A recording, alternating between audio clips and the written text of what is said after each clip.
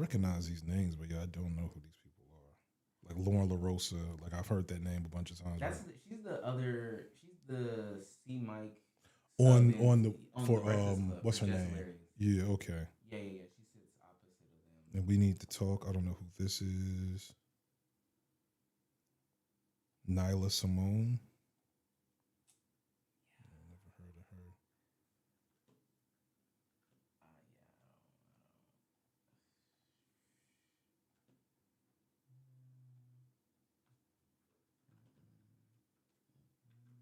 Michelle Williams. Is this the business show?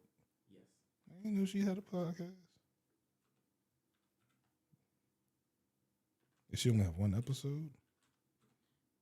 I was telling. She only has a few.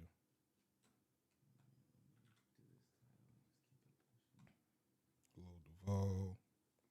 I was telling somebody like podcasting. When somebody says I want to do like a podcast, it's truly like, I want to get into content creation without the commitment. So like I low key have commitment issues. And that's how they kind of treat it. Oh, it's unlisted. Okay, cool. We're good. We're not live yet. Okay, cool. Okay.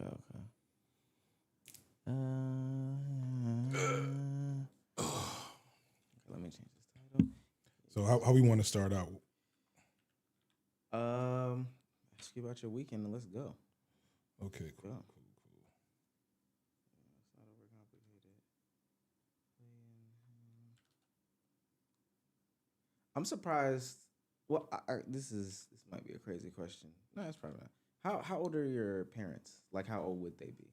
My mom is 76. And my dad is 77, or maybe he's about to be 70. Okay. So I'm surprised that you didn't see like the Michael Jackson movie from the perspective of like you're a part of the generation who I thought would be like.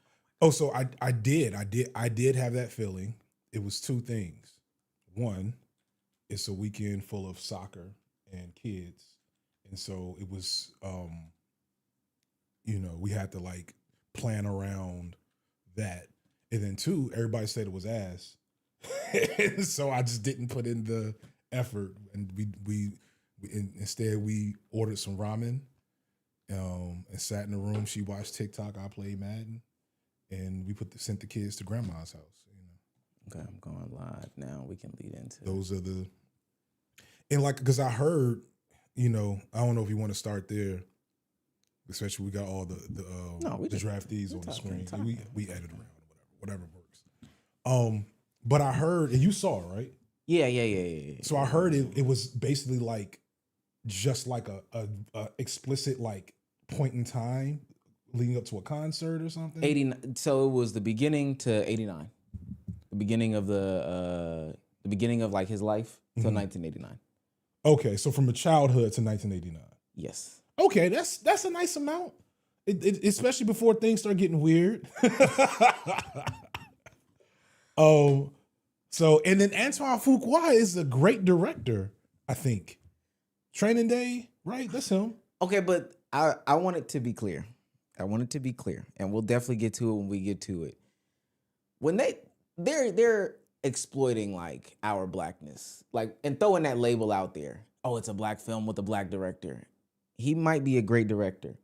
If he doesn't have like end all be all say so in it, then what does it matter? So it's like Notorious. This was Jermaine Jackson directing this movie, like 1,000%, and LaToya. And LaToya Jackson. That's who this was. That makes sense. Yeah. This wasn't. This is like, so Notorious was like this. Where P Diddy was produced. Right, P Diddy and I think was it not Lil Kim? P Diddy and Faith. Yeah. Because they made Lil Kim worse than looked she like was. she was the worst thing in the world. She was a harlot. Like, and then what was it? It was another movie that was like that. I can't remember it right now. I heard the Queen.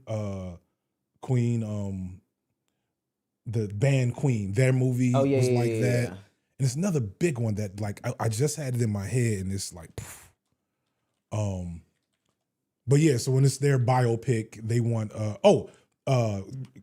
bring a transition Concussion with Will Smith doing his bad Nigerian accent. Tell the truth. Tell the truth. Tell the truth. Oh, because the NFL had final say on that. In which, I didn't know that. Yeah. Okay, that makes sense now, don't it? The NFL, because the NFL is super like we're going to, whatever clips you see related to the NFL in this video are going to be super edited still shots, AI face changes and shit. Yeah. Because the NFL doesn't allow anybody to use their stuff. And so knowing that they had real NFL players, they mentioned their teams explicitly, mentioned the game explicitly, mentioned those cases explicitly. That was why they really kind of like, concussions are bad, but the NFL's great. So, let's just think about it.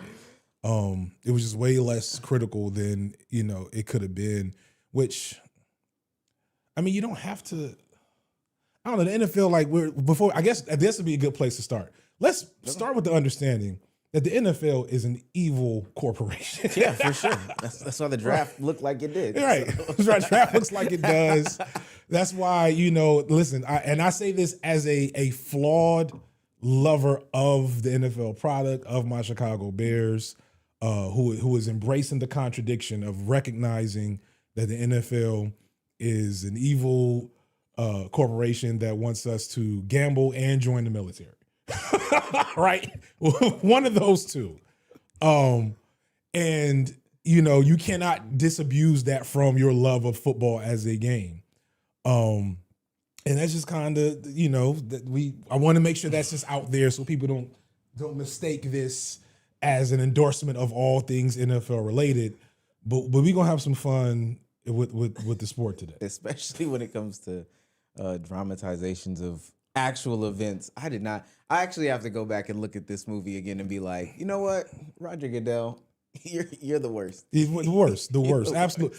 He is maybe the most evil of all the. Is he worse than the NBA? What's the NBA cast name? Hold on now. He's getting Adam Silver. I think he has to be. Well, the thing that would make him worse is that he is definitely overt about it. Like, I feel like Roger Goodell doesn't look to sugarcoat anything. Like, he's like, yeah, I mean, concussion. Concussions, concussion. Concussions, concussion. Okay, he put his hands on a woman. Come on now. Right. It's Saturday. What all these players committed suicide. Are their families taken care of? Come on now. We had to get to it. Adam Silver, the one for the NBA. Oh, he is the best politician in the world. He has this like Obama like stutter to his game. Yeah. And he loves to pull it out whenever he's caught in a corner. So whenever he's not caught in a corner, the most eloquent speaker in the world. No stoppages, no nothing. But he starts all shucks when it's time to answer the hard somebody questions. asks you, Miles Bridges is an NBA player who put his hands on a woman. As soon as somebody gets him about that, or dude that's going through the religious psychosis from the Bulls. Oh, Josh Giddey, yeah. Or, not Josh Giddey, Jaden Ivey. Jaden Ivey. When they ask him about him, it's a sensitive topic. They ask him about the Amazon deals. Oh, we're great on that. Prize picks. Yeah. You have a coach and a player who was a part of a whole FBI ring, an investigation. What's going on there? So I don't know. Tough one. Did we talk about this? I like my, racism and stuff a little overt. I was having that conversation. Who was I having that conversation with? Somebody recently from up north. I was like explaining that, racism exists in the South, but Southerners are nicer and they're easy to deal with. Yeah. And racism up north, the problem with racists up north is that it's liberal racists and liberals don't think they're racist. So they like be all up in your face and like every seventh word is some microaggression. And then if you have to explain to them, they're out of practice. Like Southerners know the dance of, I'm racist, I'm racist. We're here at this soccer game. Let's watch our kids. Let's be friendly. You're going to go home and, do crack or whatever they think. I'm going to go home and have sex with my cousin. you know, that, and then we move on. It's not like this awkward thing where I have to explain to like some liberal person why their choice of housing actually does hurt black people in the neighborhood, despite the fact that they built a new Whole Foods in Brooklyn. You know what I'm saying? Ladies and gentlemen, we have FD here again. So nice we had to do it twice. And we got the angles. Hopefully more in the future. We'll see. We trying some shit. We having fun. Got the angles. Yeah. No product placement in the shot. No product placement. That's just a random yellow juice. You don't know what that is. FD hit me and said that he wants to talk about some of the most random things. So if you came here, you were not expecting what I was saying. It's like, you want to do what? The draft? Yeah. The military draft? Because we're at war with Iran? I'm like, no. I went back and I looked and I was like, okay, somebody did something. Maybe there was a Palestine comment. Somebody dropped in the draft because of that. No, he wants to talk about dropping in the draft because you're 5'8". Yeah, and you're frustrated about being 5'8", which is not 5'8" is not a bad thing. Not a bad height. Not a bad height. I think wait, not you pointing at me. I wasn't pointing at you. Oh, okay. I may have gestured slightly, but you're more like 5'9", 10-ish. No. Oh, 5'9"? Oh, okay. Yeah. I'm 5'8". I'm the same height as the quarterback that tried to make it. Oh, okay. Oh, Diego Pavia. I didn't even think about him. That we got to pull up some video on this motherfucker who went undrafted. Can we start with him? Okay. Man. So, let's talk about winners, losers, highlights, reactions, all that stuff like that. We can start with Diego. That's a definite loser out the situation. I ain't never seen a Mexican find out they wasn't white. It was in such a dire situation. Cause basically, so all right, we got to give a little background because I don't know how sportsy the people watching are gonna be. Diego Pavia was a Heisman finalist. He was a quarterback for Vanderbilt. Vanderbilt is not a football powerhouse. No. Vanderbilt, where my camera at? Oh, there you go. That one's yours. Vanderbilt's not a football powerhouse in college. They are usually not good, but he was really good. The problem is he's a 5'8" quarterback who cannot throw. Now, if you're white, that makes you scrappy, and give me some other ones.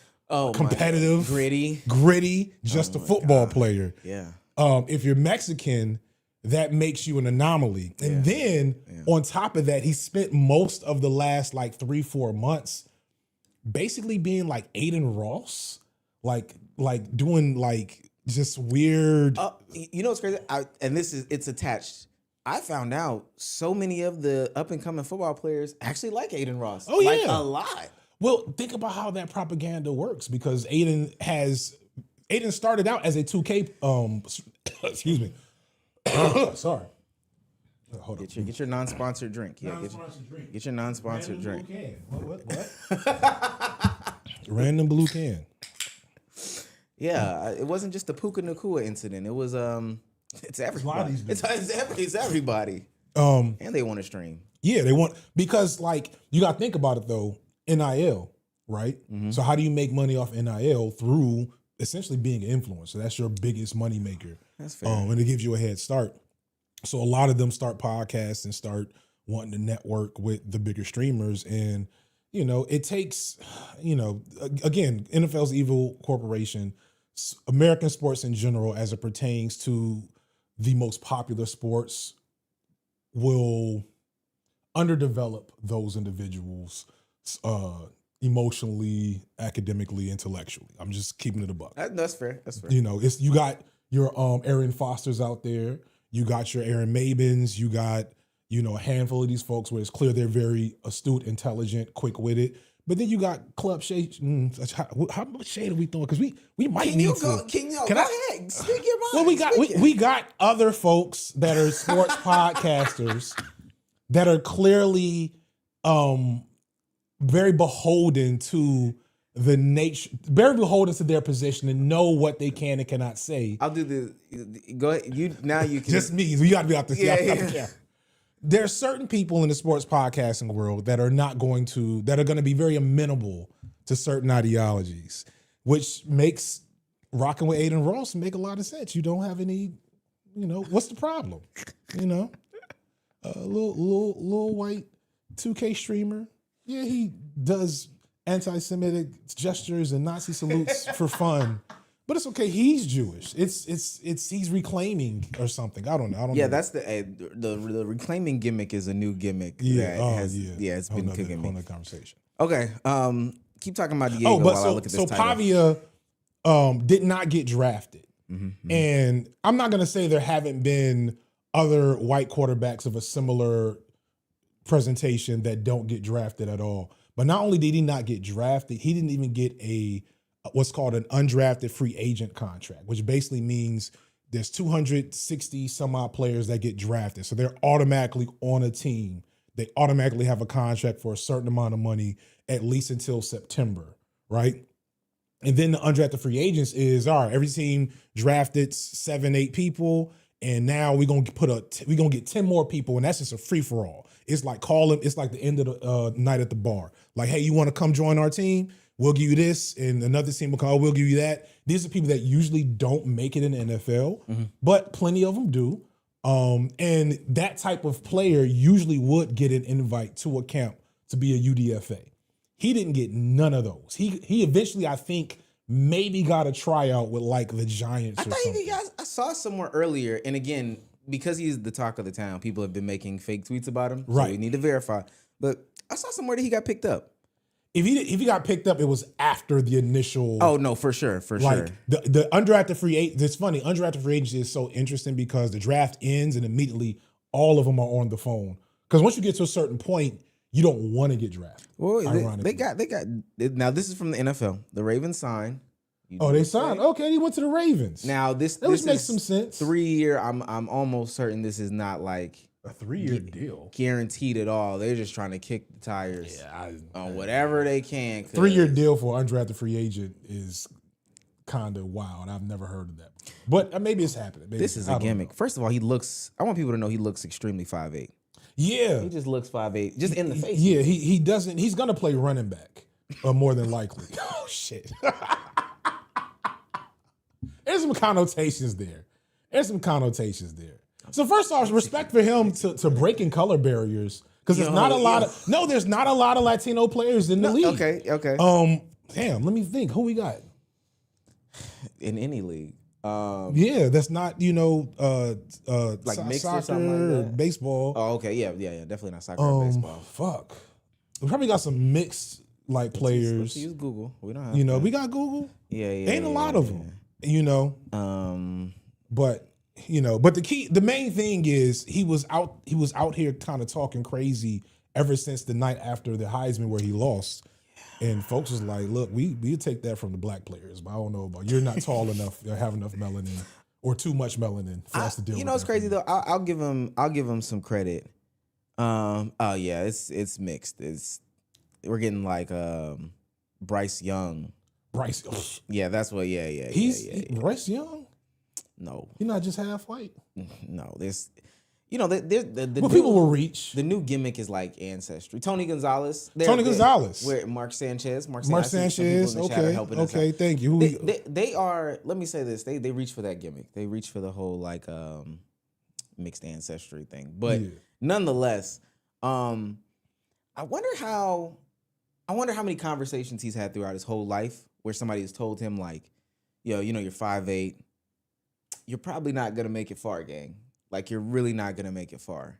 So, it's a good thing. He's made it to the NFL. He's in the NFL. Got his money. He tried to stay in school. He sued the NCAA. Him and, I think, Trinidad Chambliss. A couple of players tried to sue because now that they have NIL and they can be influencers in college, they can make, he's going to make less money the next 3 years, I guess, in the NFL than he would have made just this next year in college football. Like he'd probably made $1 million and some change if he stayed at college. Are you anti-NIL, by the way? I'm not anti-NIL. NIL's not enough. Oh, okay. Sense? Oh, okay. Yeah, they need to set up a whole. We still gonna get a little in there, right? Yeah. We can't avoid it. We can't avoid it. Yeah. They should have a whole robust labor framework for college athletes. Okay. Especially the basketball players and the football players who bring in the vast majority of the money to these programs. Instead, what you have is just like hyper capitalism, where a team like Indiana, like I gave them more props than they deserved in the old take, because like when was Indiana a team that could win a college football championship? But no, they bought a bunch of players. And what's worse, the average age of like a lot of their players was like 24. So they had grown ass men out there. And so, but that's my next question too, because so universally, apparently this came out yesterday, because you know the NBA is now transitioning into their draft process. Mm-hmm. I can't remember the exact number, but maybe it's close to like 200 less people declared for the draft this year than they did last year. And there's been also a bunch of people that have been putting in cases for like another year of eligibility and all this other stuff like that. And that's happening all in basketball, in football as well. So we're pro NIL. Are we pro the 29-year-old playing collegiate sports? I'm pro athletes getting their money. I'm pro athletes getting their money, especially in the exploitative system that is the NCAA. It's incredibly exploitative. They make billions of dollars a year. And unlike the NFL or the NBA, where there's collective bargaining, et cetera, the NCAA is so fractured, and there's so many different like cultures and expectations and intentions, and so much labor for them to exploit, because, you know, you played football, right? Mm-hmm. Like, so you were a running back, if I'm not mistaken. No. Well, something like that. You were an athlete. An athlete, yeah. Okay. Awesome. When you're 5'8", you're just you do what you do. Yeah, you just ball. Throw you out there. Yeah, eat them ball. So like, if you'd had a chance to play college football, you probably would have played somewhere. If you didn't, did you play college? Okay, right. So like, there's also like 100 of you in Georgia alone. Yeah. And so if there's like a labor organizing to take issue with UGA and Georgia Tech, and who else is big in the state? Is that pretty much it? I think Kennesaw is decent. But Kennesaw is decent. Yeah. There's, you know, and that if we get 20 people on board, there's 80 dudes that's still trying to chase their hoop dreams. So I said it to say it's too messy. I don't know enough about what's going on to be like, this is the system y'all should set up. I know I'm not okay with them not getting paid anything, but I also recognize that the number one NIL people are pretty white girls doing gymnastics. Yeah. At LSU, blonde too, right? By the way. She been that for like 5 years. Oh yeah, now. she's like, also 30. Yeah. Right. Well, how are you still here, young lady? Shouldn't you have married your Republican senator candidate by now? Like, what are you doing? So something has to give, but we can't go backwards. Yeah. So one or the other. Yeah, that makes sense. Other losers. I thought this was a losing moment. I don't know why. It just kind of stuck out to me. Why are we, as the number one pick, not in the building? I might be tripping on this. The fact that Mendoza wasn't in the building is crazy to me. Oh, he was at home. I was probably in the middle of soccer and I wasn't paying attention because everybody knew he was gonna be number one pick. He was at the crib. The crib is what, Miami? Well, okay. Where was the draft this year? Dang, I want to say it was. And see if you can pull that video up. I'd like to see it because I did not know he wasn't there. Because that does take some of the number one pick. I don't know if they've ever. When is the last So it was in Pennsylvania. In Pittsburgh. Okay. All right. So maybe So I might have. I mean, if you I might have jumped down his throat. Hold on. Yeah, I might have. Got on him a little too soon. But so this is him getting selected. Change the volume here. And well, let's see, and I'll say afterward. Maybe I'm about to feel differently. And let me definitely do a little mute and a little zoom, because NFL will. Cool, right? Name right. Selected. Cut to the house. Woo! That's a Republican Cuban family, boy. Whoa. Oh man, Whoa. That's why they didn't go. Pittsburgh sounded like too many black people, and I don't even think there's a lot. What's the black and yellow dude? Wiz Khalifa. Wiz Khalifa. That's about it. Oh man, they have kept that bloodline pure. Do you know how hard it takes to be a Cuban family that is this white in Miami? That's hard. There's no melanin. It makes a light skin dude in the back. Who is that? You see that? Yeah, he probably just worked there at the clubhouse. Right. Right. That's crazy. You know, I in my lifetime. Oh, he does work there. He does work there. That was crazy. That's crazy. Okay. Why he photobombing they shit? Okay. I promise you, I went back and tried to like look a little bit. I mean, of course, outside of like the bubble years and the COVID years, I couldn't find a time in which, hey, I'm the number one pick of any sports draft and I'm not in the building. Yeah. So that's a little bit small loser for me. Small loser, but I definitely had to say that is a. It does take some of the, especially since you know it's you. Like a lot of times, you like for years you don't even know who it's gonna be. Most of the time you do, but like a lot of times, like they didn't know if Baker Mayfield was gonna go number one a couple of years ago. The year who went before Mitch Trubisky? Who was number one pick that year? Was that the Browns defensive end? Mr. Trubisky is 2017. I remember. 2017. The fact that you, and I forgot as to why you would remember that. You pulled it up a little too fast. Yeah, I hadn't actually braced myself. And look, then he popped up. It stings just a little bit. Jared Goff. Nah, that's not. No, next year. Next year. They didn't know Jared Goff was going to be the first one. Myles Garrett. He knew he was going number one. So I'll give him that. Even if you don't, so let's say you don't know you're going number one, you have an idea that you're going to be a first rounder at the bare minimum. Yeah. So to not like show up, very Republican. It feels. I'm not gonna say it's Republican. That's Republican. This image right here is very Republican. But in general, it is I cannot think of anybody else. Yeah. And he is like Mendoza. So the take I was about to give earlier is that Mendoza feels like the villain from like a 90s like boner comedy, like a corporate villain. Yeah. You know what I'm saying? He feels like Captain Planet would fight him. Like are you old enough to remember Captain Planet? Yeah. And so, you know, him and Kirk Cousins being together is cute. I fucks with that overall. But just the way he comes across, I'm just wondering, like, are we looking at our next president in like 2050? I feel like we've been, and this is gonna sound crazy. It's Bane. I don't know why I said Branch. I don't know why I said Branch though. But what's it called? I feel like you know, the young Republican, at least lookalikes, need something. You know, they need a couple of new faces. So they're trying to like make sure that they're in prominent places that people will see all the time. That is true. I mean, I guess at some point Trump will die, and his movement will die, and his movement never actually represented conservatives in America. So they might need to like the football rebrand. Yeah. You know what I'm saying? They got it like you got, you know, crazy, creepy guys like Nick Fuentes.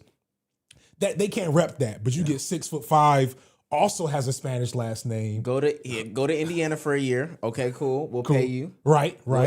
Do some big things. 8-year career. We'll with Tom Brady, our other mascot. You know, we'll get you in, and you run for office in 2054. We kind of cooked on that one. You know, just remember this take. We just need some time. Another loser to me. I see you pulled up Ruben Bain. Arm. there's I never has a dude been like, what's the opposite of looks maxing?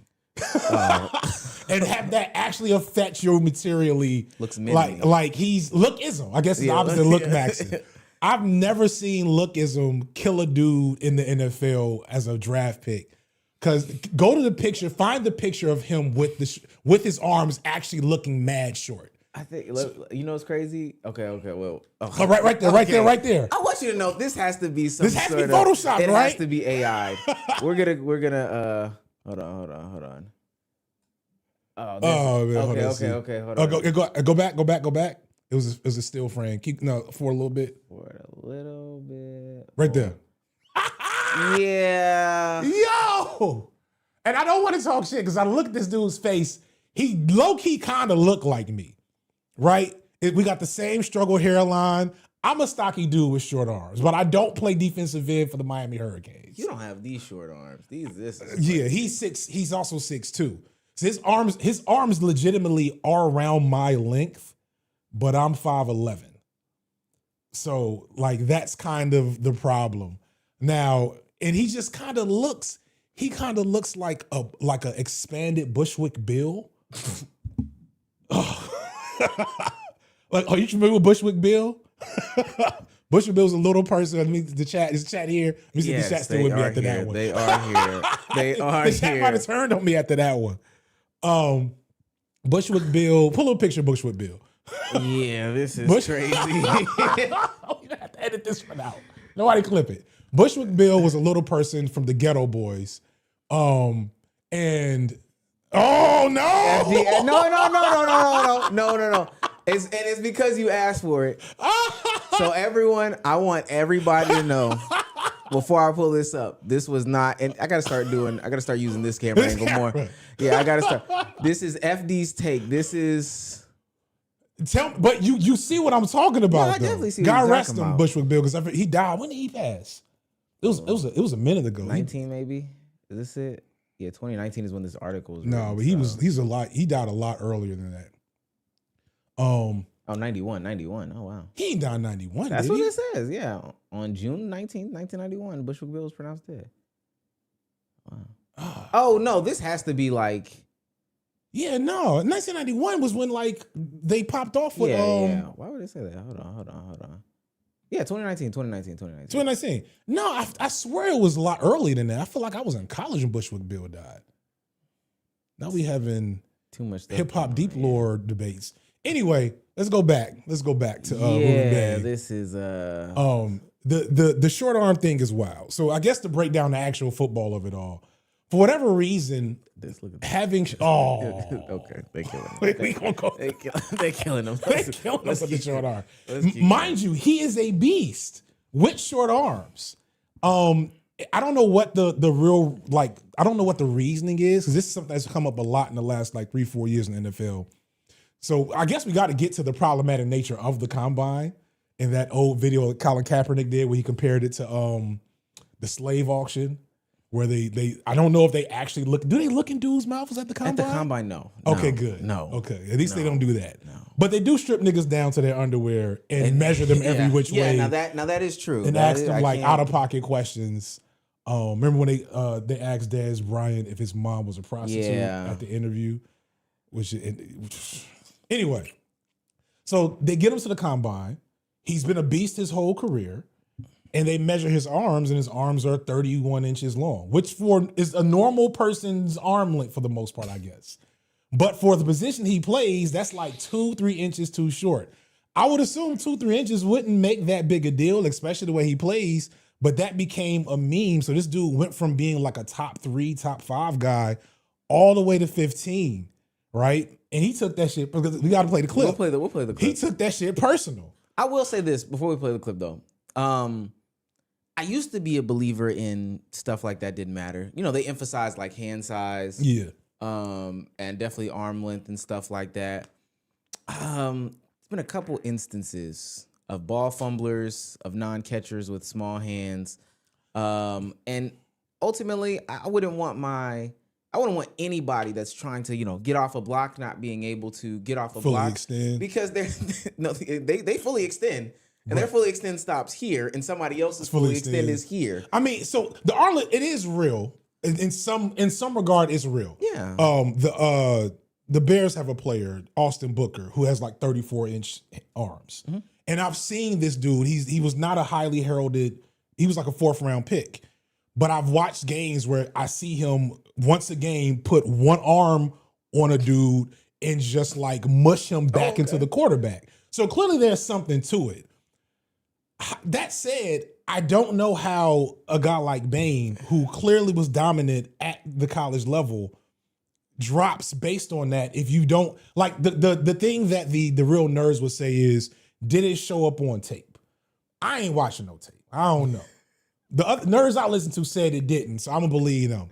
And I can't wait to see because like play the clip of him getting of like actually should play a clip of what niggas normally do. Play a clip of what dudes normally do. Let's see if I can find anybody. Do Makai Lemon. We gonna get to him in a second. Literally remind you, anybody getting a hat. Anybody getting a hat during the NFL draft that actually attended. Let me put that in there. Has a normal reaction of just grabbing the hat. They grab the hat. They smile in the camera. They do a little swag check. Okay. Is swag check still a thing? I listen. Sometimes is swag check still a thing? I let you get off your my elder millennial. Yeah. And I shake my head. Let me see if it's in this. I don't think it's. Try that. It's probably that. That's probably got it. Okay. Let's see. What is this sound? Seems like that.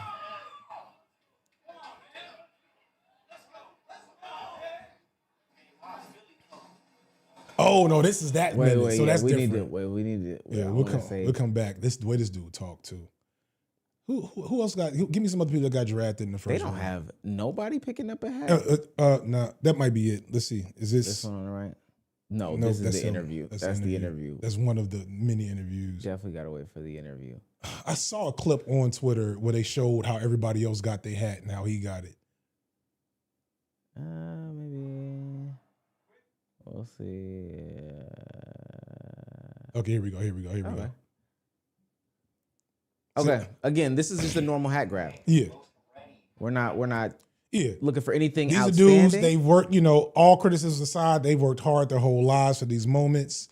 This is like a time to shine. They rehearsed, from what I understand. Oh, they rehearsed it? I did not know. I feel like they had some rehearsal because, like, look at this. Oh, yeah. The complexity of the set means that it had to be some type of like explanation of what's happening. Uber long, and also let's point this out. Very long hallway. I promise you, it's gonna become relevant again. So you get to the spot. It's a mirror.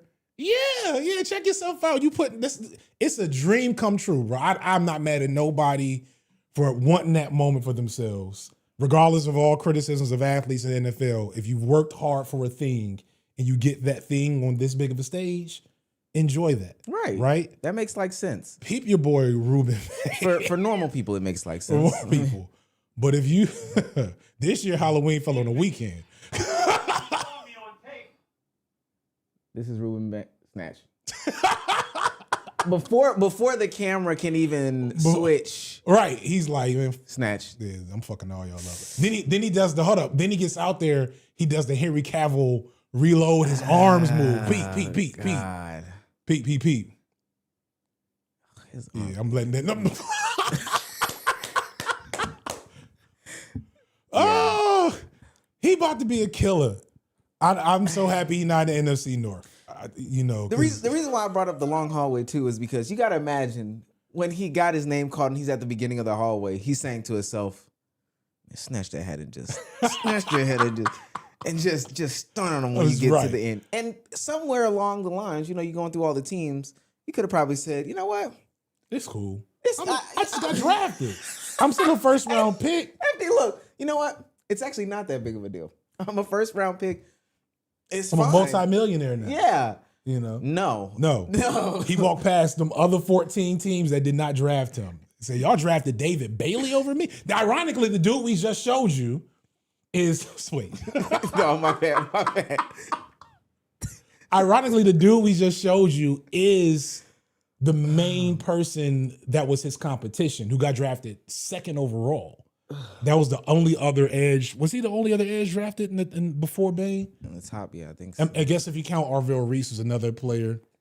Let's see.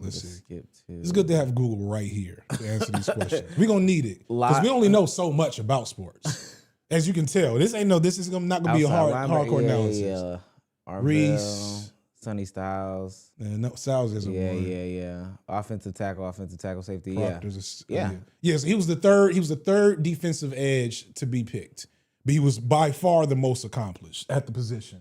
But he was also, they got short arms and Man, that shit matters, I guess. We'll find out. I mean, low key, they had the same conversation last year with the tackle that played for the Patriots. Now the Patriots went to the Super Bowl, but if you paid attention, he was hurt half the year, and the other half he was getting his ass whooped. And then they drafted another tackle this year, so he might be a guard. What is his name? It's L something, right? Caleb. You talking about the one that got drafted? No, I know. I want to pull up his video too, because did you see his? Who? Caleb. Lomu. Yeah. Dancing. I did see that. I actually thought that was sweet. It's it's good to get up there and show some personality. I think the thought process though was that because we're talking about Will Campbell, I'm assuming. Yeah, that's what I'm thinking. So that being who's supposed to be protecting your quarterback, you'll probably end up in the same situation as last year. Right. But I thought it's nice. Yeah, it's something a little bit different. Didn't Deion say he wants some of those dogs? Oh, maybe that was on the defensive side. Deion said Deion's famous problematic quote. Yeah, super problematic. No, crazy problematic. Crazy problematic until it's your team. Until it's your team. Until listen, as a person who you've been on the football field, I've been around football most of my life. I understand how these things work. I know there is a logic he was operating. Yeah, oh, for sure. It's a logic. It's just one of those things you're not supposed to say out loud. Absolutely. For fun, yeah. Especially if you're Deion Sanders. Yeah. Deion said, for those who don't know, he wanted certain players who with single moms. Like you out here struggling, you everything going two jobs. You got 2 jobs, y'all. Right. She gotta have 2 jobs trying to get you to camp, get you to college. So that means when you get to the school, you're gonna play extra hard. You don't want to see mama. Because you don't want to go back to the streets. Yeah. Right. And then if you're the quarterback, you gotta have 2-parent household. Yeah, gotta have 2-parent. Yada. Mm-hmm. And to peep the legitimacy of the statement, I think there's only one quarterback in the league that come from a single parent household. And that's one starting quarterback. And ironically, it's the one they fuck with the most, Lamar Jackson. Oh, you know what's crazy? As you were saying it, I was like, damn, you knew who I was talking about immediately. I was like, you know what? Let it, for whatever reason, be like Patrick Mahomes or something. And mind you, I've seen Patrick Mahomes' dad. Maybe there's a caveat. Damn, it's Lamar Jackson. It's Lamar Jackson. Lamar Jackson's. Before I'm, you know what? Double check that. That may be misinformation. Yeah, But I'm almost positive he's like the only one that's the case. Because every other quarterback, black or otherwise, 2-parent households. Let's hope that he's Felicia Jones.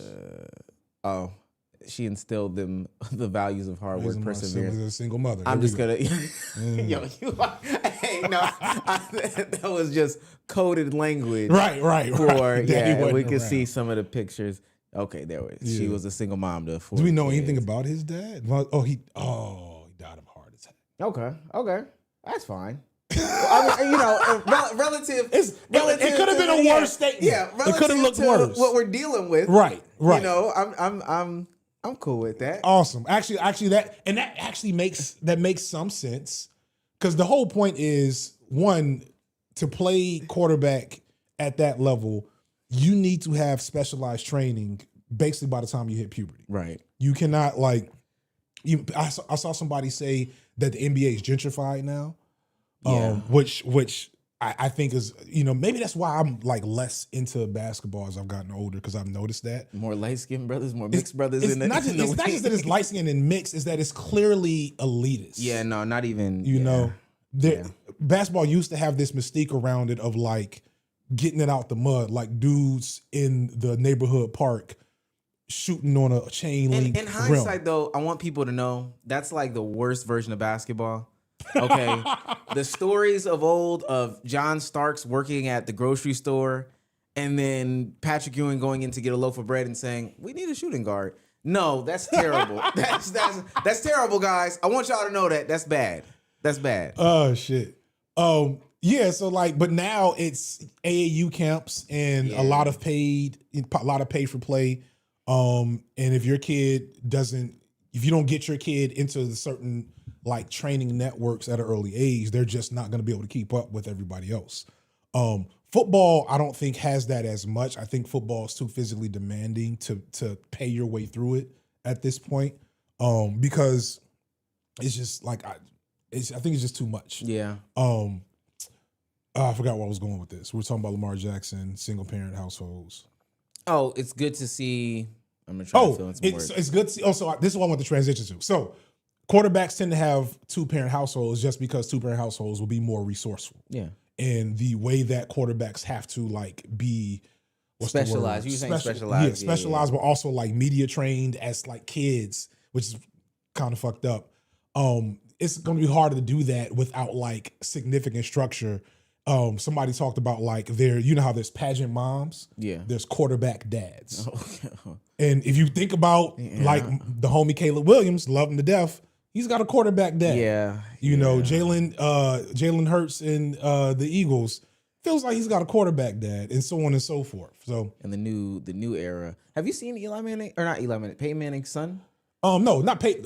No. Peyton Manning's son. Have you seen Peyton Manning's son? No, I've seen. You talking about? Not talking about Arch. No, Manning. I'm not talking about Arch. I'm talking about Peyton. No, I haven't seen him. Oh man, is he even gonna play? Size. Oh god. He's in like he's middle school. Yeah. He's got to be in like middle school, 9th grade or something like that. No, he has a son. Wow, he does have the same exact big ass head.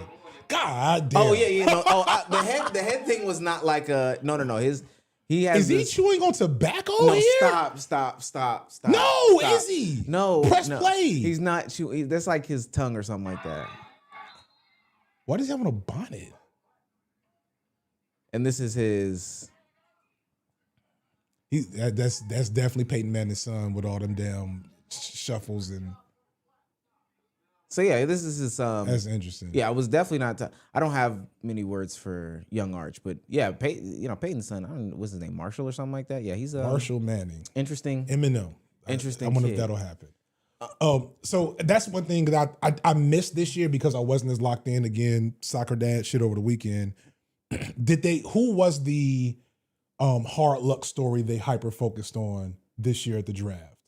Because one thing I love and hate about the draft is they love to find whichever one of these boys, mama was on drugs and daddy wasn't around. You know what's crazy? I don't think I saw it they may not have had one this year. That's what I was gonna say. I'll say this: they've been getting better about better. Remember, better. There's been incremental improvement. Yes. I'm not saying that where we need to be, right? Because if your mama's on crack, you best to believe Adam Schefter's gonna find it, right? They're gonna send a camera crew to your home, your old house. They're gonna talk to all your neighbors. The less teeth they have, the better. Yeah. First of all, they're gonna explain how they just saved this young Negro's life with football. Like they did that with they do that with so many. I know. I remember it specifically for Luther Burden with the Bears last year, who was from I think East St. Louis, which is rough. Like, don't get me wrong. That's why I say on the flip side, when I do see some of these black moms cry over their kids changing the entire family's lives, I'm not mad at that. But I also know the exploitative narrative that they're fulfilling. So a lot of people said that about with Shador last year. Is that Shador? I have a nuanced take on Shador from last year. Oh, it sounds like because. It sounds like nuance is a nice word. Nuance is a nice word. It's because on one end, niggas is dragging it with the Shador glazing. When one of the most ridiculous dudes said he was the most influential black man since Barack Obama. Who do you be listening to? Oh no, he's a known hot take artist. Somebody in the chat knows what I'm talking about. He's an ex-basketball player. He said Shador is the most influential black man since Barack Obama. Just Google it. I know it's out there. Oh, what's this dude's name? So he was scared. a center. Oh, is this Kendrick Perkins? Kendrick Perkins. God. Oh my God. I typed in 3 letters, y'all, and I knew already. I knew. So you have that. And I had a lot of people comparing him to Colin Kaepernick. And you can make critiques of Colin Kaepernick, and you should make critiques of all our favorite figures. Nobody is above critique. But that was a stretch. Shador is a rich man's son that played the game poorly. However, it was also very clear that the narrative and presentation that he represented was not really a part of what the NFL was trying to forefront. And, and it's because they know the NFL fans, basketball, all white sports fans, they love when their large Negroes love game, play game well, jump high, shoot ball. But mouth closed. Mouth closed now. But mouth closed. And don't remind us, the viewer, who is not a multimillionaire. Don't remind us, the viewer, who is not a multimillionaire, that these Negroes are becoming multi-millionaires in the process. And if you do that, then we're going to take issue with you. And that's what's happening to Lamar a lot. That happens to any player. Whenever people say that football character, bad team fit, not a culture guy, I always read that as that's a nigga that's not going to let you talk to him any type of way just because you're a coach. Yeah, for sure. That's a nigga you gave millions of dollars to, and he's going to demand that you engage with him in a respectful manner as he goes out and breaks his body for the team. Crazy concept. Hot take. Right, hot take. Respectful manner. You did mention media training, so I do want to mention a winner in this. Media training is a winner. Media training is a winner. One of the the funny stories. Malachi Lemon. Reverse media training. The winner being that we need more media training. Yes. I didn't know that they were. Somebody's now going to sell a course. NFL, you need me. You need me. USC, you need me. Any college team, you need me. For those that don't know, Malachi Lemon, good football player for what it's worth. Bad interviewer. Probably, arguably the worst interviewer in the world. My boy said he looks like he grew up robbing drug dealers. And he got excited until we found out that shit was all for Casey. So watch. So this is the craziest thing. Like, watch this dude.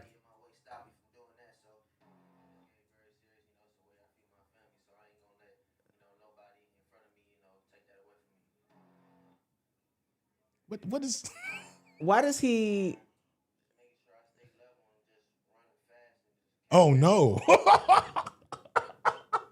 He just said what we said. Sometimes, sometimes I like to do these things blind and react to them blind. I tried not to consume as much of this young man as possible. Like that was crazy.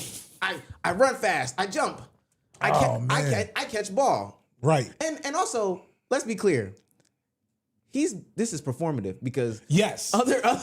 This is the cool pose. This is crazy because throughout the interview he's saying, adverbs. He's doing these things. How do you lose them as the interview goes on? Yeah. Oh, I don't like this.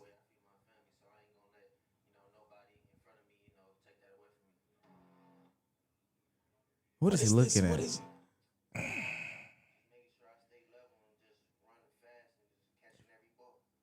No.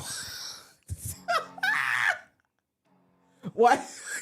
Yo, them doing it. And so what? Nah. Oh, they asked Nah, son. Sorry, pause it. Hey, so asked him what's wrong with him. There's so much, right? There's so much to unpack here.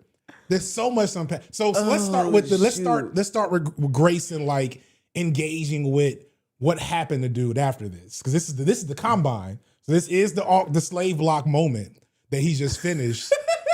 And he is performing. This is very performative because he wants to get drafted as high as he can. He was not guaranteed to be a top. Where did he go? I think he went 23, something like that. He went 20. 20 to Philly. So he was trying to get as high as he could on, because them numbers make a difference. That's like $1 million per spot. Yeah. Right? It's also a stressful environment. You're a 20, 21-year-old kid. You're trying to soften this. No, you're trying to soften this blow is what I'm saying. Well, and then the other thing is I hate how white sports talking heads he's kind of a thug. He's clearly, all the classic dog whistles, right? I'm like, all right, fuck you off of that shit. However, so play how this dude talked in high school. That when I was going to leave it alone until I saw this.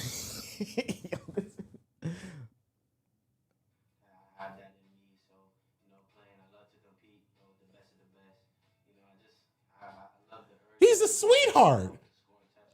Look at this sweet little boy.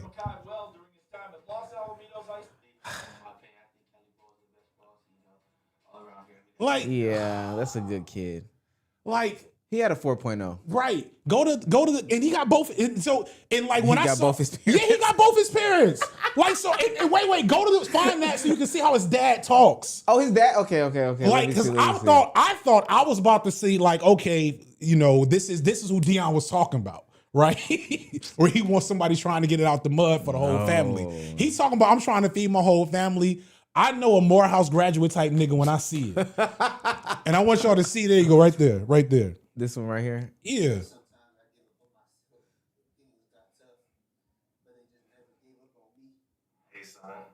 Come on, man. First of all, his dad is a record exec. Right. What are we doing? What are you doing? And his mom works at the bank. Right.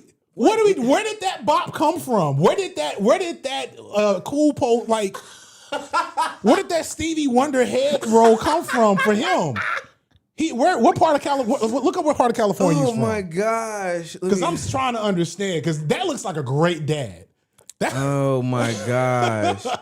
That does not look like a got it out the mud dad. That's not a daddy wasn't around type of dad. Off presentation. You never know. What is this high school? Los Alamitos. Los Alamitos. Yeah, that's the place in California. Chat, is Los California. Alamitos the mud? Is where he got it out from? Are we a significant part of the city is occupied by Joint Forces Training Base. He's a military kid? Yeah. I mean, so being a military brat is its own unique struggle. No, you gotta stop. So I'm trying to read a little bit to make sure that we're not missing something. Maybe he is. He's like Hawaiian. He has like native Hawaiian roots is also what it says. This kid is a good kid. I mean, so mom might be Samoan or Polynesian. Listen to dad. But it always wasn't like that. It was the valleys that brought you here. The valleys in California? Is that what I mean, possibly. Oh, okay. The journey is just the beginning, and I can't wait to see where this takes you. So this is pause. This is beautiful on multiple levels. I just wish I didn't just see this dude act like a extra from The Wire on the interview. Look like Bodie. Right. But maybe the mom is a thug. You know, maybe No. she's got that hood life on her. Dreamt about this day for so long. Oh, No. she is. You're right. She is she's Samoan. I am They're taking care of him. Okay. Yeah, All right. there's no reason he should be talking like that, and looking at the camera like that. He put that on, and I get it. Like, you know, niggas put on something. I thought he was on perks. You know, I did. I thought he was on drugs. No, I'm not even trying to be funny. I mean, that also might be true. Like it's a lot. I don't envy you. You envy the like status that these men attain through their athletic ability, but it takes a lot to be there and do all of that. And so I hope somebody says, dude, you don't have to talk like this. You don't have to talk like this. You can be yourself. You know, just light skins down this week. Good winner though, or a good receiver and media training. If you're running a media training camp or course, Holla at the Eagles. holla at the Eagles. He'll get whoever do that's Jalen Hurts, because that's a media trained brother right there. That dude Jalen Hurts. I don't know what that dude's voice sound like low key, because it's when he speaks it sounds like modulated to like whatever you think is an appropriate thing that's supposed to say. That's what he said, and he not smiling. Catchphrase. No, he's not. Yeah, he's not. You know, off the dimple screen. showing, all that stuff like that. Let's do a few more. So, I actually like this because I'm in my throwback era. Okay. For me, a winner is all white. All white at the party. All white at the party. Who is this again? This is Peter Woods and his family. And at his party, I don't know why he has the black on though. That's because he's special. That's the man of the hour. That's the thing right there. But all white at the party. Whole family back. Whole family is back there. Definitely can tell he's country just off of because the fit of these the fits in themselves are very church brunch. Who is the girlfriend? Where's she at? Not a lot of white girlfriends. And that's also what I was gonna bring up as a winner, because mamas are winners this year. Mamas are winners this year. Mamas are winners this year.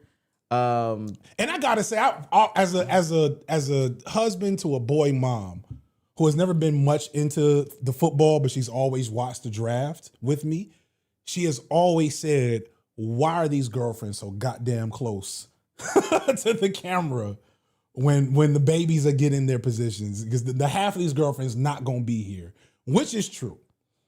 More than half. More than half. That's to me, that's an interesting concept, because also it's, to me, I see the girlfriend initiate the hug first more oftentimes than the man, which is really, really, really, really strange as to why they feel like they need to be recognized so fast. Well, I mean, it's the high value man nonsense. These are men being celebrated for literal physical what's the word? World class physical abilities that are also about to become millionaires. So they're staking their claim. Like, Mom, thank you for getting him to this point. I got it from here. And moms are like, ma'am, you did not start the process. I'm gonna need you. The classic one is he played for the Eagles. This is the classic one. Oh God. He was a guard for the Eagles when they won the Super Bowl. He was Mackay, not Mackay. It might be Mackay. He was drafted by the Jets. And he plays for the Dolphins. He played for the Dolphins last year. Damn, what was his name? Played for the Dolphins last year? Yeah, Dolphins guard. Let's see what we got. Hopefully they. Oh wow, no, we're not doing that. Yeah, we'll do ESPN's. ESPN is guard. Did he? Hold on. There's a better way to look at this. We're trying to figure out who this player is. What, the girlfriend jumped out of there? The mom basically pushed her off. It was hilarious. Left guard. Oh, he must have got cut. Damn it. Go to the Eagles Super Bowl team last year. He's definitely going to be on that list. Okay. Go back to NFL. You go to NFL reference, whatever it is. Yeah, that's weird. Mekhi Becton, I think. No, it wouldn't be 2024. No, it would be 2024. Yeah, 24. And then we'll go to, do they have a roster and players? Yeah, Mekhi Becton. Okay. Do Mekhi Becton's draft gets drafted.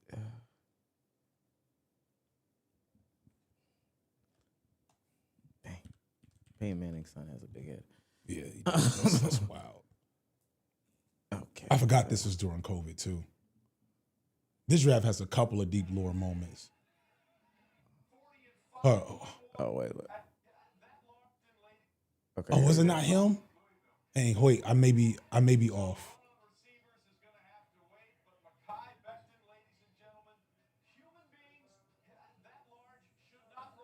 So that's the girlfriend over there.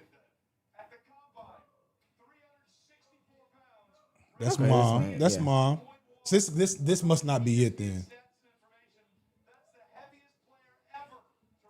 Let's see if we can. I fucked up.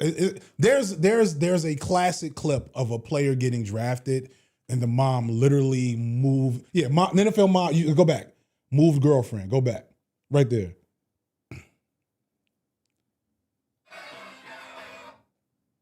Oh man, she had to be a white girl, right? For whatever reason in my mind, I did not. The Titans get themselves a big tackle in Isaiah Wilson from Georgia. Oh, she didn't want to go. What was she doing? Yo, she was not trying to come about and dude ended up being like a complete flame out too. So there was definitely some problems going on. I don't know if dude played a single game. This is crazy. He quit immediately. Yeah, and she thought she had to come up too. Oh, dang. Not the situation. Okay, let's do my last winner, which will transition to me talking about my team.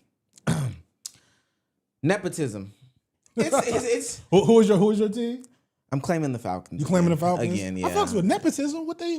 So they. Oh yeah! They, Wow! Yeah, they yeah, drafted Avion Terrell. You know, for me, I'm always pro nepotism. I'm fine with it. You know, I'm pro nepotism. I'm not pro nepotism. Oh, you're not? But no, I'm not pro nepotism. I'm just anti complaining about nepotism. Well, this is the problem. I'm pro nepotism until it's your team. All these things are like cool to speak about in like, you know, just generalities. Abstract. Now, when the first comments are like, yeah, we drafted X player's brother, or this is X player's cousin. Why are you starting the analysis like this? Why are you not telling me is this person good? Is he good at whatever he's doing? I don't care about any of that. He could be a twin that was disconnected at birth. I really don't care about that. Can they punt, pass, kick, run, shoot? In his case, cover, dribble, cover, whatever. I just don't understand why you start the conversation off with, "Oh, you know, he's his brother." So that said, he is said to be good. Now he is very much low, bro. Like Terrell is like one of the bigger cornerbacks in the league. And like he's 6'1", definitely smaller. and his little brother's like 5'10" and slower, from what I understand. Yeah, but he was got great technique, as they say. Great technique, scrappy. Yo, stop. I'm just saying. Stop. Yo, stop. Yo. You grow up being little bro. I know as a little bro that you grow up being little bro that does, and especially if your older brother is, you know, the man in some regard, that does create a competitiveness in you of wanting to do stuff. So You're good at softening blows. I want you to know that. Like, you're great. I'm just trying to empathize with the situation. Y'all already traded away y'all picked last year for abuser. Yeah, stop. For a crazy stalker. Stop. Who's probably about to get off. We heard, bringing it back to the evil corporation. Dude hit a police car. Dude rammed a police car and lived to tell the story, and is, according to at least recent news, about to avoid jail time. So financial degenerate too. Borrowed $30,000 from his WNBA player girlfriend, who makes less money. Way less money.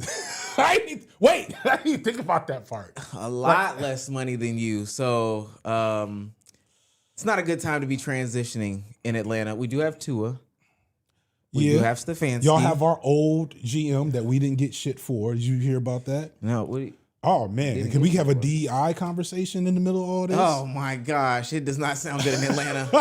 Okay, It's not y'all fault. Well, no, it is. Well, it is. He's here now. Because so nepotism, but also like good old boys club shit. Yeah, so the NFL has something called the Rooney Rule, which is like, you know, a bullshit DEI initiative rule that says that if you to hire a new coach or executive, you have to interview at least one black person. Yeah, okay. And then they added to it some years ago, if your team is able to develop a black person that gets hired somewhere else at a leadership position, executive position, you get an extra draft pick in the third round, or like 2 extra draft picks.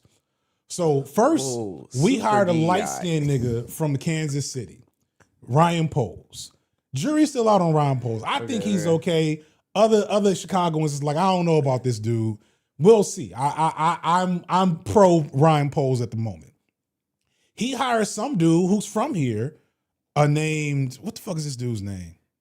Ian Cunningham. Yeah. He hires Ian Cunningham, another light-skinned dude. And our presidents look like, you know, Carl Winslow. So we got a whole black C-suite in Chicago for the Bears. Everybody black, right? Okay, let's go. So Ian Cunningham seems pretty good. So we know at some point somebody's gonna hire Ian Cunningham. The Falcons hired him. Here's the fucking problem. Y'all made Matt Ryan, who's never ran shit but an offense. Not too much. The president, because you've been here through the Matt Ryan era. I was. It was a good time. You might get jumped outside. It was a good time. Yeah. Still. He has never been anything but an NFL quarterback. Yeah. They made him president of football muckety muck. Doesn't he is he engaged / married to Arthur Blanks? Is he? Oh, that's the nepotism right there. Yeah, I shouldn't have said that. My bad. Double check that. I think Matt Ryan is like, that would make so much sense, because I don't know how he got the job. Damn, is he Triple H? Sarah Marshall. Who is Matt Ryan's wife? No. Okay, no. She's from. They say she met at Boston College. With I him. know what they said. Hold on. Keep going with the story. Anyway, he's president of football yuckity yuck for Falcons, right? Mm-hmm. And that means, at least according to Atlanta, that means he is just the president over like the team's general vibes. I don't really know what his fucking job is, to be honest. And then they hired Ian Cunningham as the GM. According to the NFL, this does not count. That nigga's still an employee. He is still an underling. He is not the chief executive of the team. Thus, the Bears didn't get shit for him being hired for y'all. Okay, so maybe it's not. Okay, Yeah. I want to make sure. Yeah. And so fuck y'all for that. But it's not really y'all fault. I mean, it is, because I don't know what his job entails. He said outright he's not going to be a GM. He's not making any draft picks. He's not doing contracts. That's what he said. But yeah, he said that himself. So what is he doing? What is he doing except for keeping us from getting our draft picks in Chicago? I do not know. I don't know what his purpose or role is. It kind of pissed us all off. It fucked up our draft low key. We're one of the losers. Okay, well, yeah, We got a steal in the first round. We got, oh man, go to Signified B-Sides. My homie was like, we drafted a bunch of cops because like, the exciting whites. we got the exciting whites, boy. We are the Chicago exciting whites. Signified, I don't know how to spell my own shit. B-Sides. Oh my goodness. Go to the posts. There you go, right there. Yeah, the exciting whites. Yeah. So bottom left corner. Now, right here from Iowa looks is right. My boy said we signed a bunch of cops. Sorry, can't. Somebody in the comment section was like, well, actually, we drafted him last year, but we did get another white player who is from South Africa. FD, he looks like Mark Furman. The like he Does looks he like, look like well, Mark let me Furman? say he looks like a Mark Furman type cop. But they all look like somebody said they look like they turned the cameras off. Those body cams are never on. Those body cams are never on when the shit is No, the fan. and I'm telling, this is the worst. They are getting their story straight. Oh, this one he bad. No, that one up there. Him up there is the worst. Yeah. But then look up Jordan Vanderberg. That's the other exciting white we got, who was literally a colonizer. Who was literally from South Africa. Vanderberg too, by the way. Like that's a name. Yeah. Hold on. Vander. Yeah, there you go. No. This can't be it. It's BURG. B. Or am I wrong? We'll find out. There we go. Oh, from Georgia Tech. Yeah, who was Georgia Tech? Oh God.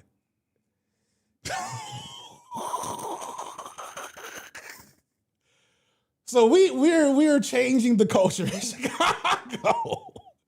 I hope they can play. One of them I'm pretty confident is going to be good, and that's the first exciting white we got in the first round. Yeah. Dylan Tiedemann, I think is how you pronounce his name. But I'm trying to think who would be the worst cop out of all of the ones that we just looked at. it's probably it's either from Iowa with the thinning hair already at 24. He's been on the force for a while. He's seen it all. There's nothing you can say to him, etc. But you are right. Colston Leveling at the bottom does give action cop vibes, trigger happy. Oh, for sure. Vibes. But none of them keep the camera on.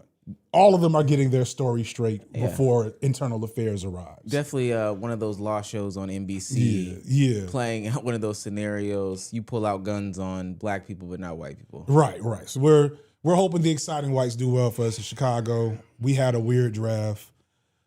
It is what it is. It's a good time. It's a good time to be a Bears fan, though. So it is. It is. We got the top light skin right now. Though nobody got a better light skin than us.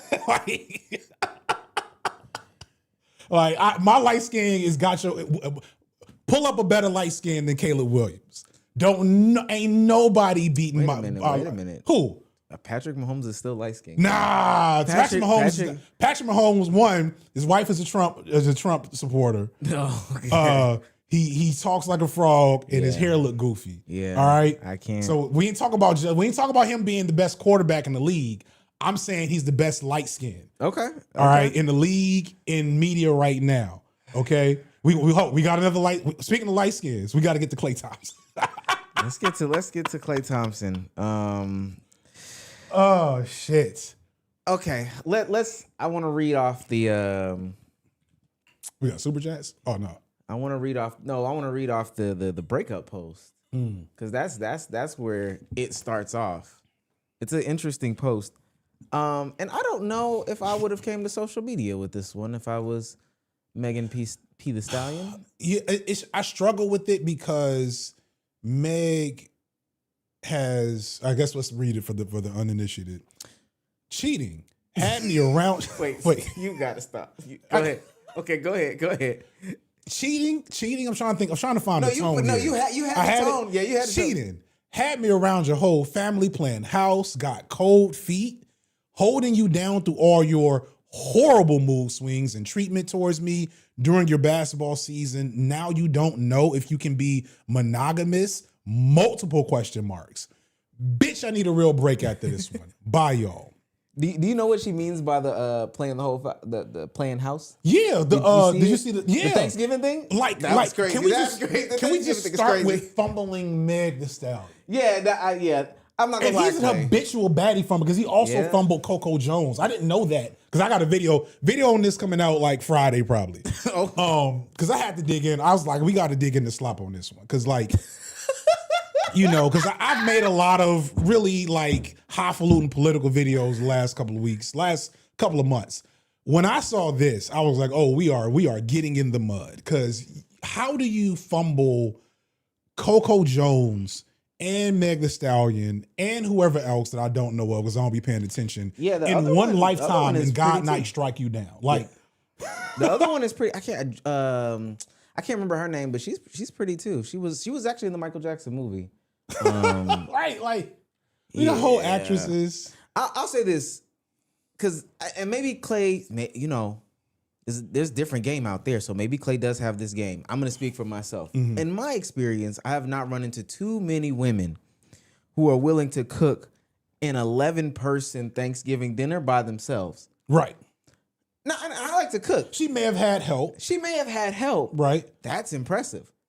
I don't want to fall into the gender wars nonsense. Yeah, I don't want to. By yourself doing a big meal like that is mad impressive, gang. That's what made it like devastating. Is I'm sure Meg has dated since Tory, because what did it come out that she was secretly in a relationship with Tory Lanez? Yeah, was that official? Because I know there was so much misinformation. They were dibbling and dabbling. They were messing around. Yeah. Okay. So, and that was also a secret. I think her first person she was officially known to be with was Partisan Fontaine. Is that his name? Actually, I think well before that was like Moneybagg Yo. Moneybagg Yo was her first like celebrity boyfriend. Okay. So she's had a couple celebrity boyfriends. Since Tory Lanez, she's kept it very private. I don't know if we've known anybody that Meg has dated since then. She finally, after some years, steps out with Klay.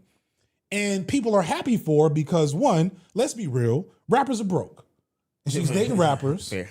And she went from a rapper to a literal baller, a legend in his time, like top 5 shooter of all time, maybe? Yeah. And I'm not, whenever we get to basketball, understand, I'm going to be talking on my ass. I stopped watching basketball in like 2004 after the Pistons beat the Lakers.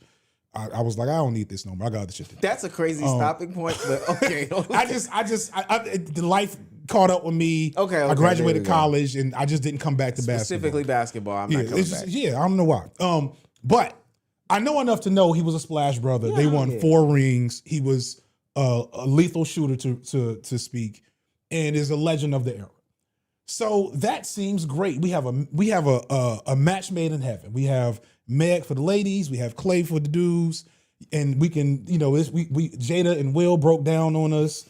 Niggas are too weird about Ciara and Russell to just be happy about that shit. Who else we got in terms of like major couples? We can't really be happy about the Obamas like we used to. Yeah. Now that we know how drone strikes work. Plus Obama don't like ketchup. So right. I'm totally off it. And low-key, it don't look like Michelle like Obama.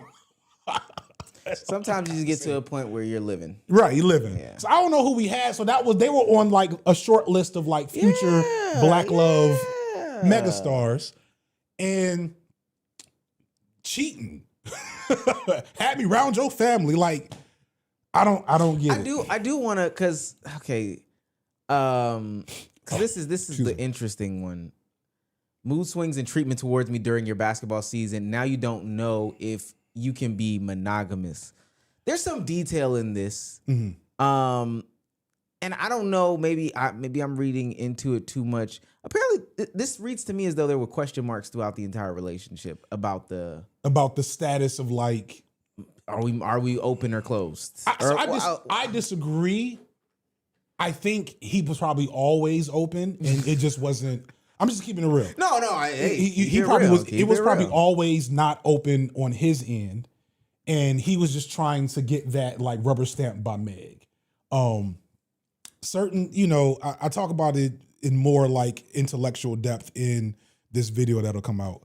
But like when a lot of these basketball players are underdeveloped in all these ways, they don't engage with women like normal dudes do.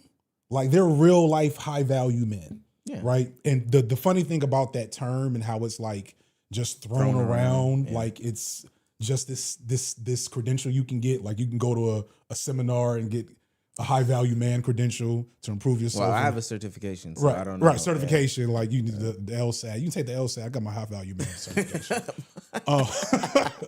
Nobody like engages with like what that status would mean fundamentally in the dating market, which is these are men who who don't have to abide by any like behavioral expectations to the women they're in relationships with. That is the whole point. That's why that's popular with the red pill. Is you want to be a high value man. Excuse me, I'm doing all these liquids and I guess it's just coming back out. You want to be a high value man so that you can have whatever woman you want on your terms with no consequences. And if there are consequences, like with Klay Thompson, who's fumbled multiple baddies at this point, there will be another baddie who is willing to take that place. So when I see that, and then on the flip side, the whole like mood swings and depression. What do we know about Klay? He's 30. He's on the wrong side of 30. Yeah. Like 36 maybe or something like that. Right. He's older. He's definitely older. He's older. He's at the end of his career. And probably like, again, knowing enough athletes, that's that can be like what's the word? A perilous like life transition for them. Yeah, I don't want to say kicked off, but he basically just got kicked off of Golden State. Right. Yeah, so 36 years old. So he's about done. It's 36 years old. Yeah, so there's not much. There's not much left in his career. No. And so he's going from being a splash brother, a multi-time champion, one of the best players of his era, all these accolades, to Klay Thompson, the ex-basketball player. Yeah. And so what do dudes with weak constitutions? Well, let me try to find the same graciousness I had with Malachi Leonard. Yeah. Come on now. When you have men with underdeveloped ways of seeing and engaging with the world, underdeveloped ways in seeing and engaging with women in their lives, they tend to use women as ways to affirm their manhood. Like, one of the worst cheaters I've ever known is one of my frat brothers. Again, I'm going to put it right there.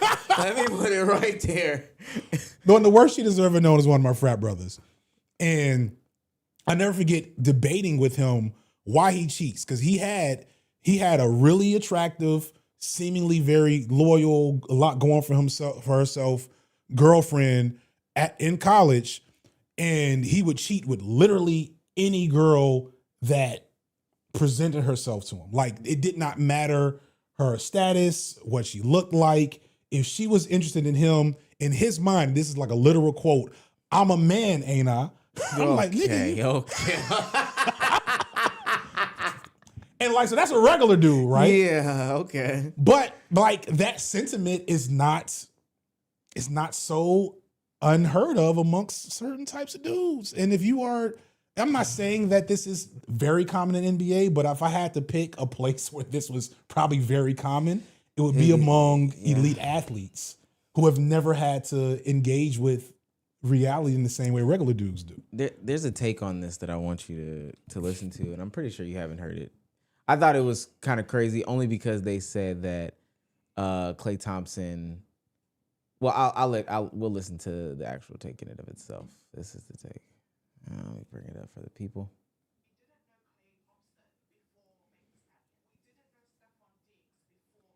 We didn't know Stephon.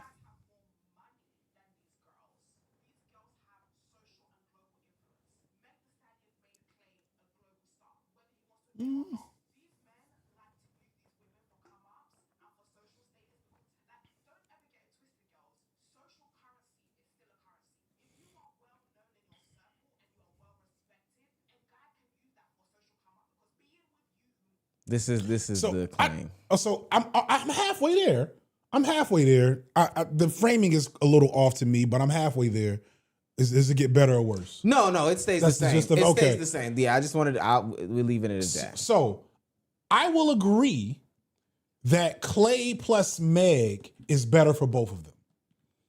To say he wasn't a global figure is probably inaccurate, but Klay plus Meg together, I think, is like, if I'm thinking of it cynically, right? If I'm thinking of branding and, again, we were just talking about they could have been a new Black Love staple, right? Something he can't do that by himself now. He probably can't do that ever now. No. Meg still has a chance. She found the right dude.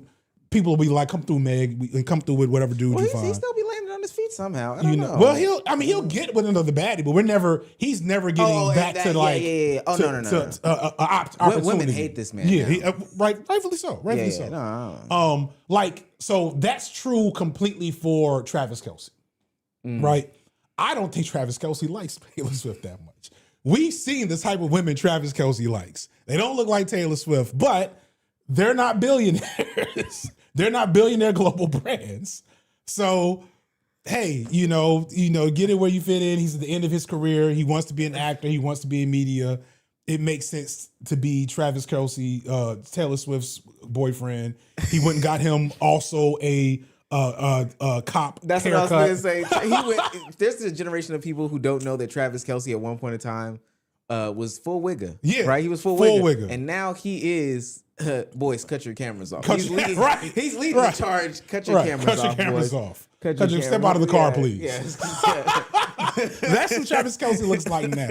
He's definitely Republican dad now. Yeah. But he was white rapper du jour. He was white, sure. and which is funny because clearly when you look at his brother, that was not in their home. No. That was literally because Jason looked at him like, what are you doing? His answer was, I like the chocolate.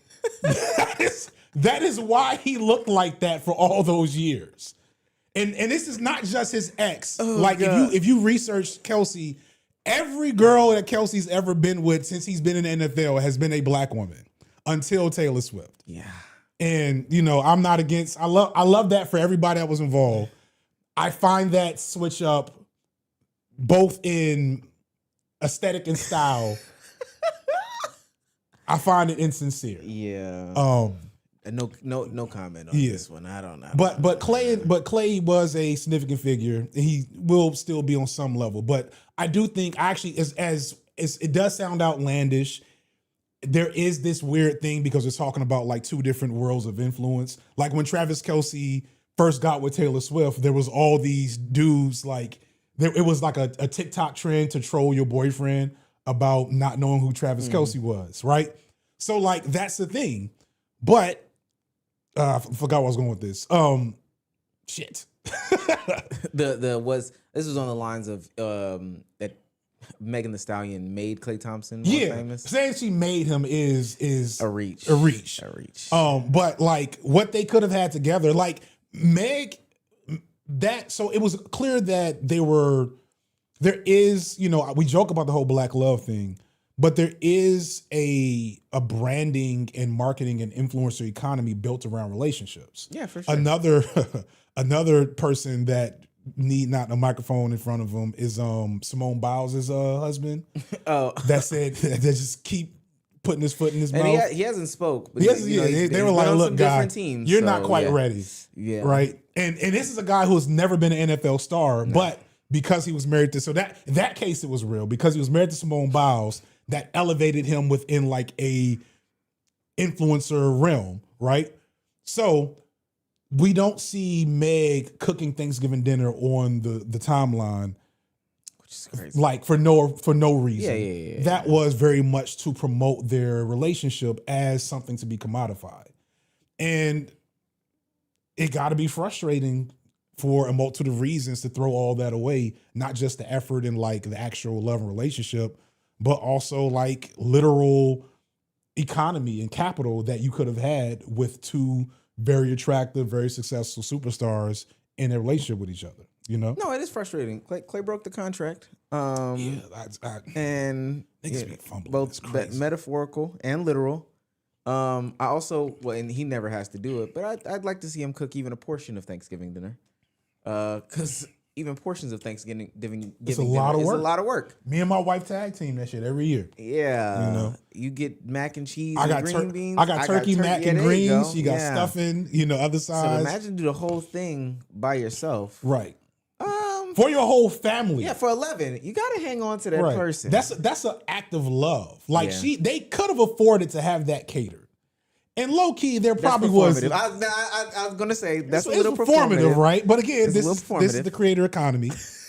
But on principle, this is an act of love. Yeah, for sure. And that wasn't the only thing she cooked, because there was like a random video of her cooking him spaghetti and fish and Oh spaghetti. yeah, big plate. You know, yeah, right? Yeah, I saw it. 2 pieces You know, of fish. so she's like low key. This is her being off brand for his sake. yeah, You know, this is her performing submissiveness, as you know, we tend to idolize it, cooking for your man, right? On top of we haven't touched on the fact, I'm very proud of us. We haven't touched on the fact that Meg Thee Stallion is literally one of the most beautiful women in the world. Like, guys, I forgot. right. No, that's because we are focused on her character, her success, and her worth as a woman beyond her physical attraction. Now, However, and let me be quiet. I'm in my house. right. Yeah, I'll be loud at your house when we do this about the beautiful women that get cheated on. Right. However, Meg is literally one of the most beautiful women in the world. It is. She looks like she was drawn by like a 90s comic book artist. Yeah, You know what I'm saying? I can't wait till her anime comes out, because you know she got like an anime song. yeah. And so it's like you're not pursuing women that are more attractive. You're not pursuing women that are, air quotes, more submissive. You're not pursuing women that are more successful. You're not pursuing women that are more connected or there's nothing any other woman can offer you except for physiological release and connection. Yeah. And I find it hard to believe. Oh, did you see his journal? Did you see that stuff about his journal? No. Oh. Wait a minute. Wait, is he journaling the cheating? He has a whole journal. He has a whole diary. No. Oh, this is real. Yeah. This is pretty real. real. Oh, this is in 2019. Klay Thompson's ex-girlfriend exposed him for having a cheating diary and leaked some pages from it. Yes. Now, this is blocked out for good reasons. There's one entry that is like, it gives incel, but it also shows that we're not dealing with a dude with, again, a very well developed Klay is a loser. life engagement. See if you can find somebody quoting it. It was basically him like, I can't believe I'm being such a savage getting all these girls. No, this he is did not say this is that. euphoric and exhilarating. It's so corny. It's so corny. Hold on, I made where my phone at? I made, because I put a I don't know what they're called on not Blue Sky. What's the other place that's not Threads? Twitter? Threads. I put a thread out on it. It's somebody might have mentioned it. Nah, that's and kind of corny though, Klay. yeah, a whole diary is another level of like, where can I find it? Damn, this went off. This got I ain't never had a hit thread or whatever it's called.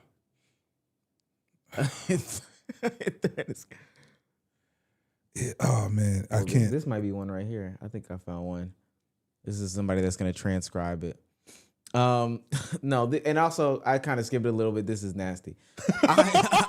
Yes, lifestyle on and off the court. Yeah, there it off is. the court. Practically my sex life. The most savage sectors of my lifestyle. FD, this is the stuff. Promiscuousness, woman. He says this. Yeah. Promiscuousness, womanizing, misogynistic, self-centered, insecure addict. Is that what I am right now? I I hope hope not. not. But I keep writing about it. Maybe because the experiences are so okay. Yeah. Are so euphoric and exciting. Women at my fingertips. Also, hold on. I'm sorry. Sometimes I see stuff when I read it and it's just interesting. He wrote ! That's like a text exchange thing. That's interesting. He's also 36. Women at my fingertips. No, this is from 2019. Oh, so well, he's oh, 30. God. Shit. Yeah, okay. Still writing Still, like that. yeah. Women at my fingertips in so many cities nationwide. I do it on the regular. It's crazy. Lastly, we are very well compensated for our talent, productivity, and professionalism. This lifestyle I'm currently living is about to lose some of its energetic input. That energy will go towards bettering my business acumen and other interests, as well as exercising my mind. About to attempt to. What are we doing? Clay. Leave that one for Clay, what are we doing? So this hasn't been super duper verified, but seems pretty valid because this is old. This is something that existed for years that just hadn't reemerged until this happened. I want you to know one of these lines is that he's a hoe, hoop over everything. Yeah, we're kind of done.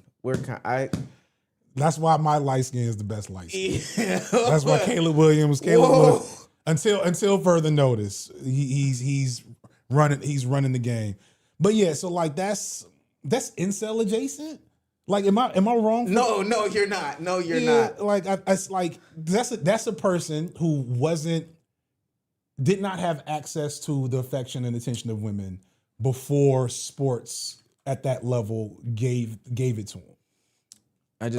I had to. So he was listening to Scorpion.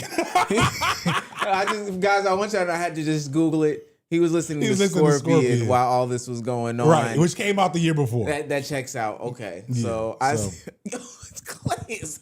Yeah. I hope not.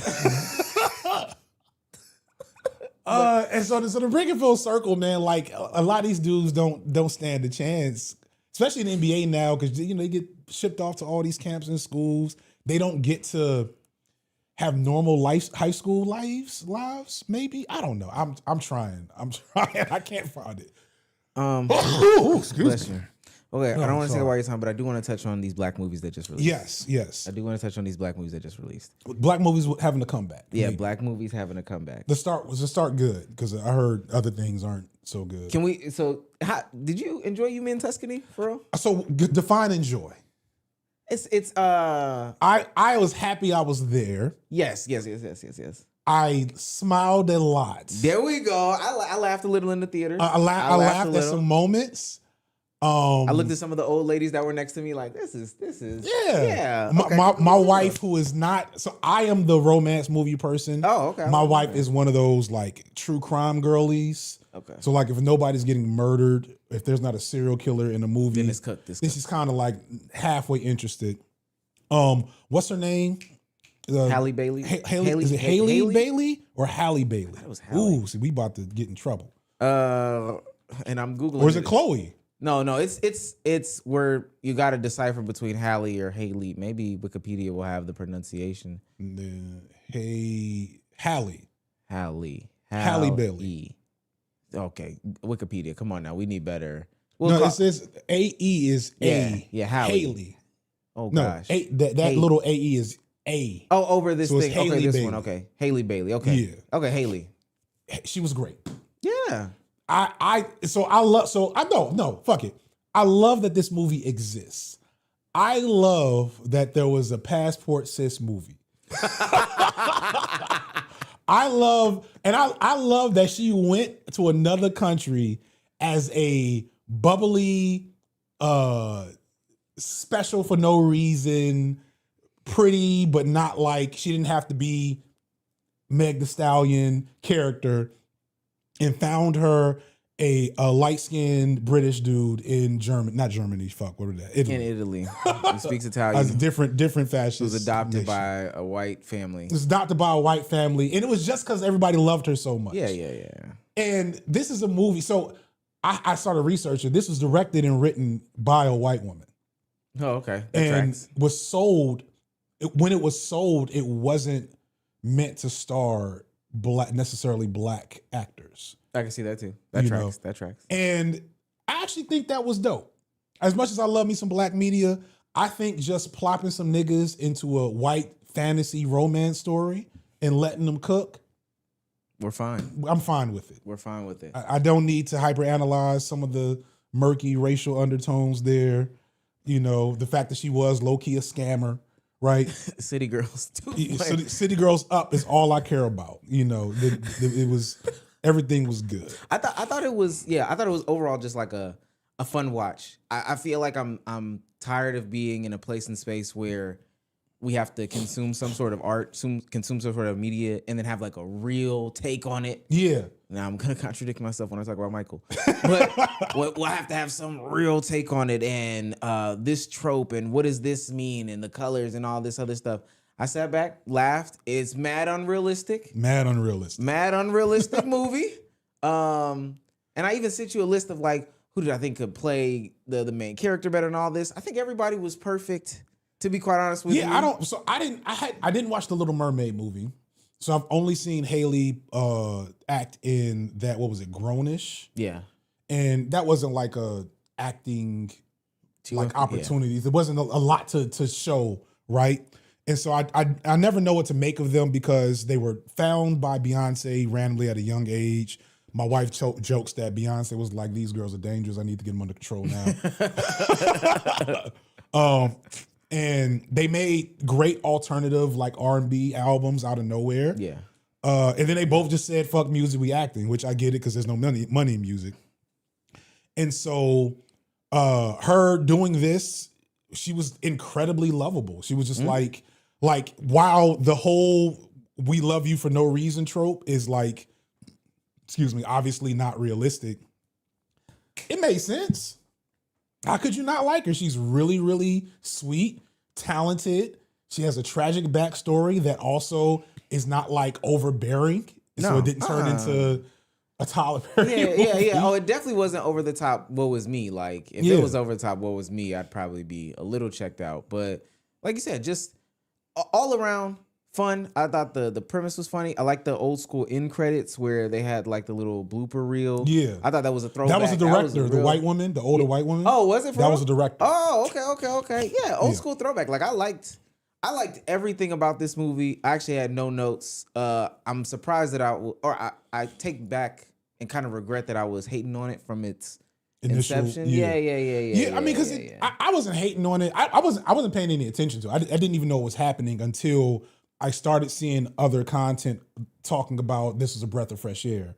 And so I wanted to go see it. I feel like, and that's one other thing is that, you know, you're a decent amount younger than me, but you still are old enough to remember the era of like Love Jones and Two Can Play That Game and the Wood, where you would get 2 or 3 of these a year. Yeah. Right? They weren't all good. Two Can Play That Game is fucking awful. But you still got like 2 or 3 of those a year, and it was normal to see images of black people doing like normal black people stuff on screen regularly. Now, if it ain't directed by Ryan Coogler or Tyler Perry, you probably didn't know it happened. No.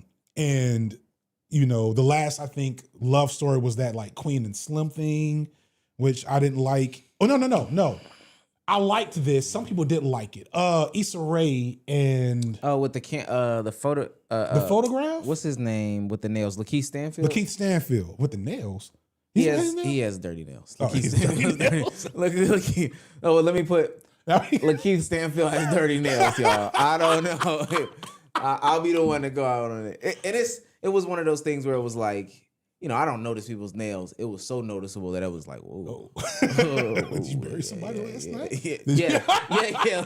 Were you? I know what you did last night. I really liked the photograph. Okay. I really loved the photographs. But both can exist. We can have the photograph, which didn't do black trauma stuff either, but was a lot more rich and like, what's the word? It tried harder to like do a thing, right? And this was frivolous, lighthearted, silly, and kind of knew what it was. And I want both of those things. Now the problem is, well, I'll say this take for the when we talk about a couple of other movies. So we'll hold off there. But if you haven't seen, if you are not a media snob, which I am, right? I am a media snob. Yeah, absolutely.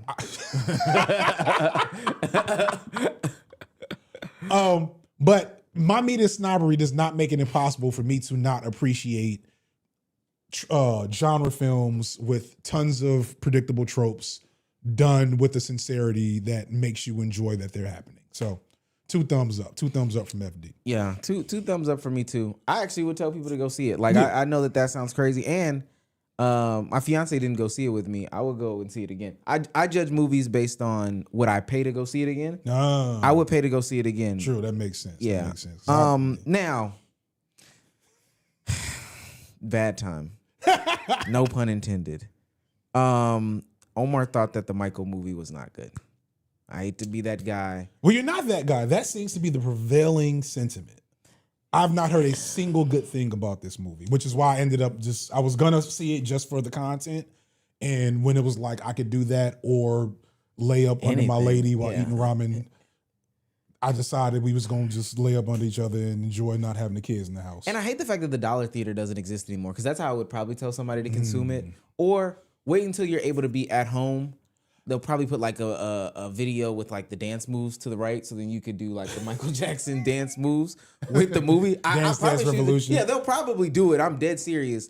Damn. This was LaToya Jackson and Jermaine Jackson saying, let's make a Michael Jackson movie that makes us look pretty good. Make LaToya and Jermaine look good? Yeah. Damn, they did do that. Yeah. Because that happens a lot in these movies. That's when we mentioned it earlier.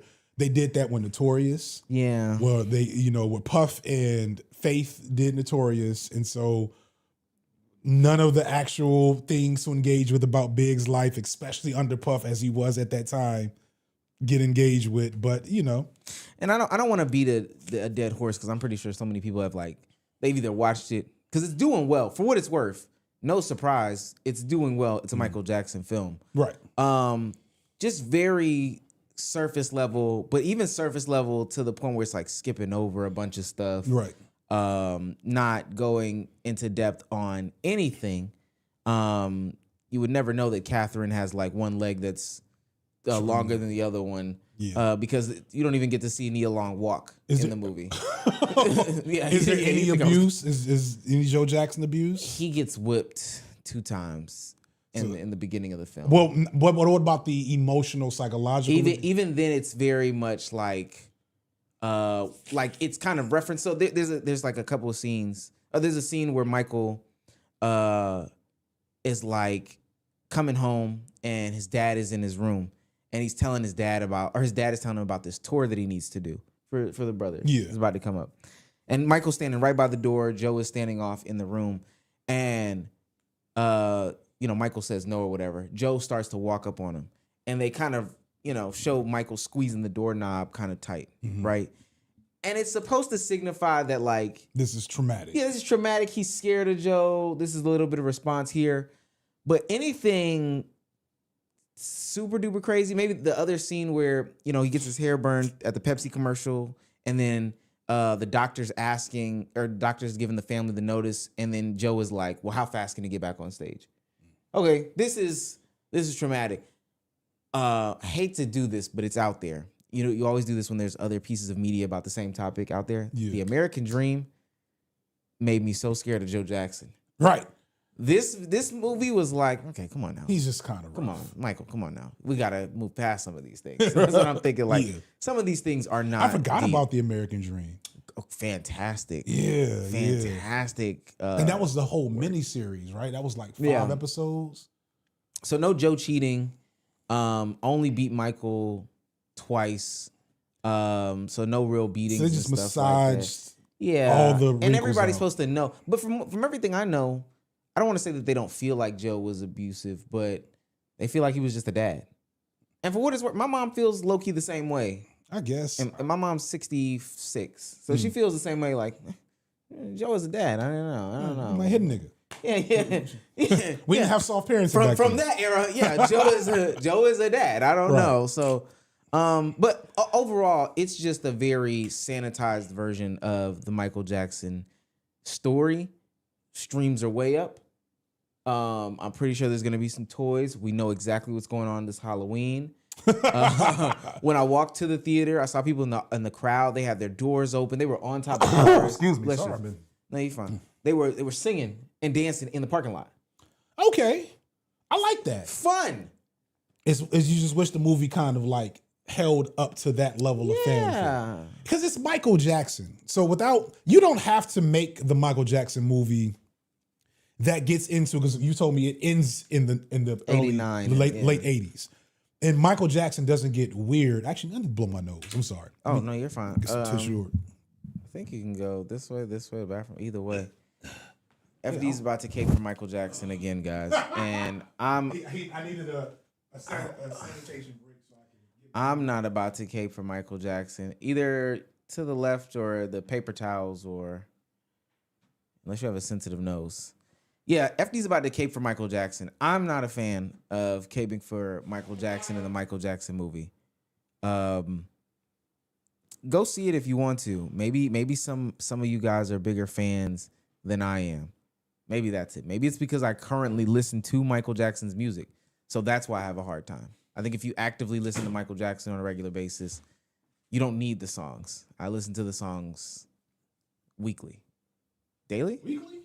I listen to Michael Jackson kind of often still. I mean, he just comes through for us, like, especially in the car with kids, and I'm trying to like reproduce culture for them. Yeah. So like they know how to swag surf. Right. Okay. And so like every once in a while, It's gonna be important when they, I mean, like it might. Yeah. It's a little too important actually. It was supposed to be. Supposed to be for the agency use, but now it's for everybody. Okay, that's okay. Now, I don't disagree with the overall sentiment, because why are we swag surfing at the Country Music Awards? Yeah, or the when the peach drops. Like I don't understand. But so we try to share culture, and like Michael didn't get weird till the 90s.